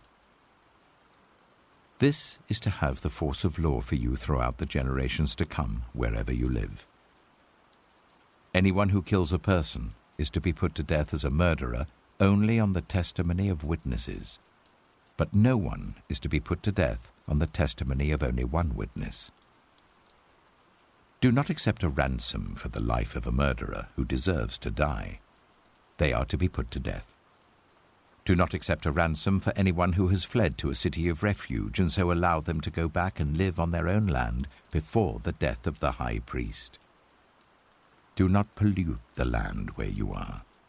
Bloodshed pollutes the land, and atonement cannot be made for the land on which blood has been shed, except by the blood of the one who shed it. Do not defile the land where you live and where I dwell, for I, the Lord, dwell among the Israelites.